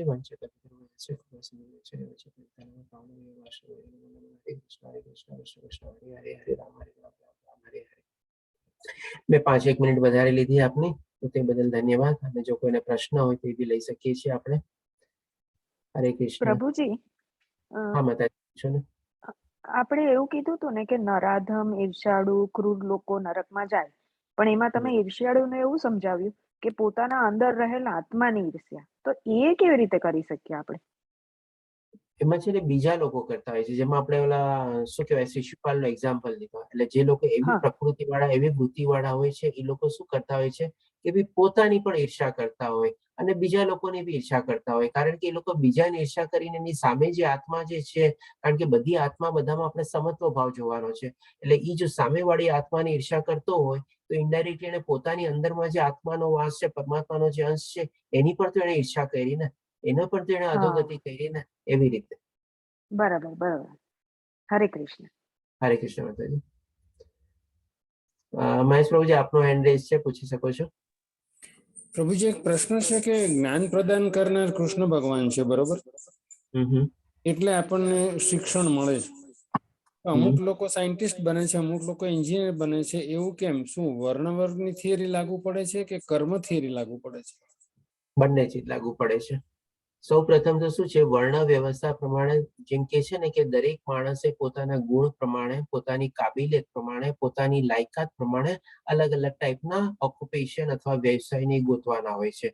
હવે જેમ આપણે કીધું કે માની લો કોઈક ડોક્ટર બને અને કોઈક એન્જિનિયર બને, તો હવે જેને માની લો એની વૃત્તિ એવી રીતે હોય તો એમાં એ પ્રમાણે ઇન્ટરેસ્ટ કેળવે અને પોતે જાણે કે ભાઈ મારી આ કાબિલિયત અને મારી લાયકાત છે, અને એમાં પ્રમાણે પ્રવૃત્ત થાય. અને પ્રવૃત્ત થયા પછી એના કર્મ પછી એમાં એપ્લાય થાય. જો એના પ્રમાણે કર્મ હશે તો ડેફિનેટલી એ પ્રમાણે લાયકાત કેળવી અને કાબિલિયત મેળવી અને એના પોતાના કર્મ દ્વારા એમાં આગળ વધે અને એન્જિનિયર કે ડોક્ટરની કોઈ બી એવી ડિગ્રી નહીં મેળવી શકે. પણ જો એમાં એ નો લાયકાત હોય અથવા નો કાબિલિયત હોય તો ઘણા લોકો જેમ હોય છે ને કે કોર્સ ને બધું જોઈન કરી લીધું અને પછી અધ વચ્ચેથી પાછા ફરે છે, પ્રયાસો કર્યા પછી બી નિષ્ફળ થાય છે અને પછી લોકો એને છોડી દે છે.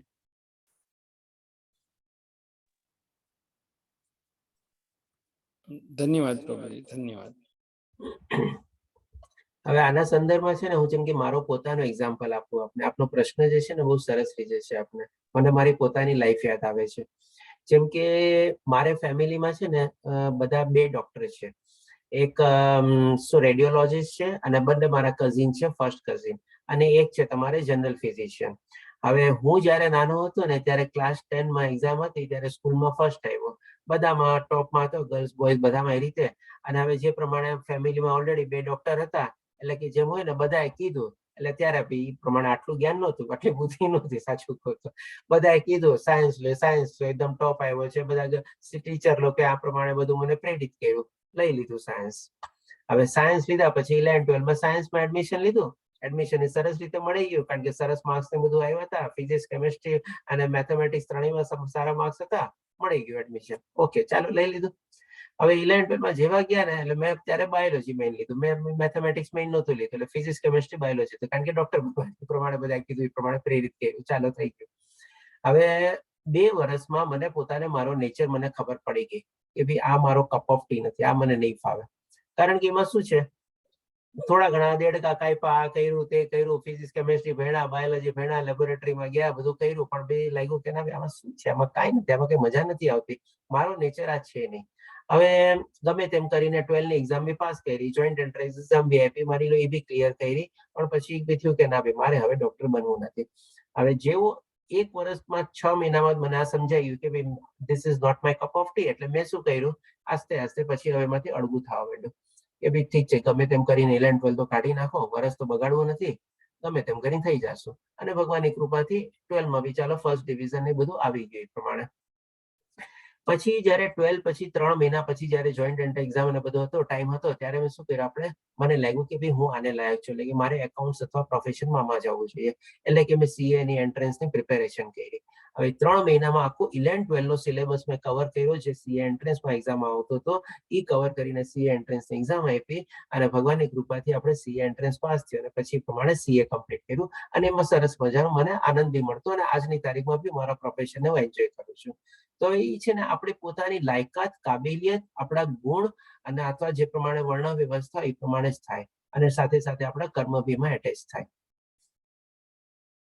હરે કૃષ્ણ પ્રભુજી.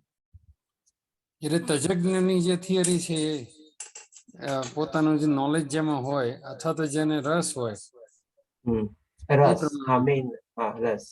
હવે એ રસ બી આપણને કેવી રીતે ખબર પડે ખબર છે, એની પણ એક ટેસ્ટ છે સરસ મજાની, કે જ્યારે આપણે ખાલી બેઠા હોઈએ ને, કારણ કે મારી લઈ તો લીધું મેં સાયન્સ, આ છે તે છે, મને ખબર કેવી રીતે પડી કે મારો આ રસ નથી, મારો આ રસ છે, એવી રીતે એ પણ તો આવડવું જોઈએ, કેળવવા થવું જોઈએ.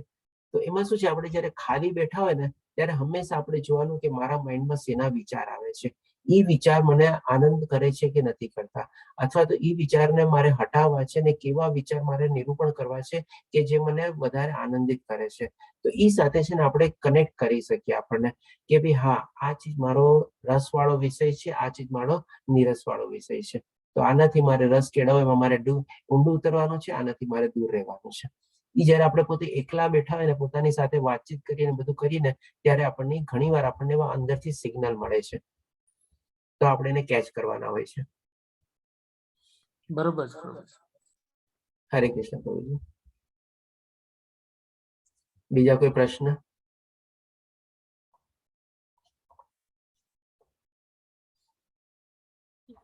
ઓકે, ચાલો કોઈ પ્રશ્ન ન હોય તો કાલે ફરીથી મળશું આપણે. કાલનો અધ્યાય બહુ જ સરસ છે, શ્રદ્ધાત્રય વિભાગ યોગ, જરાય મિસ કરવા જેવો નથી. ઓકે, હરે કૃષ્ણ સર્વે ભક્તોને. હરે કૃષ્ણ પ્રભુજી. હરે કૃષ્ણ પ્રભુજી. હરે કૃષ્ણ.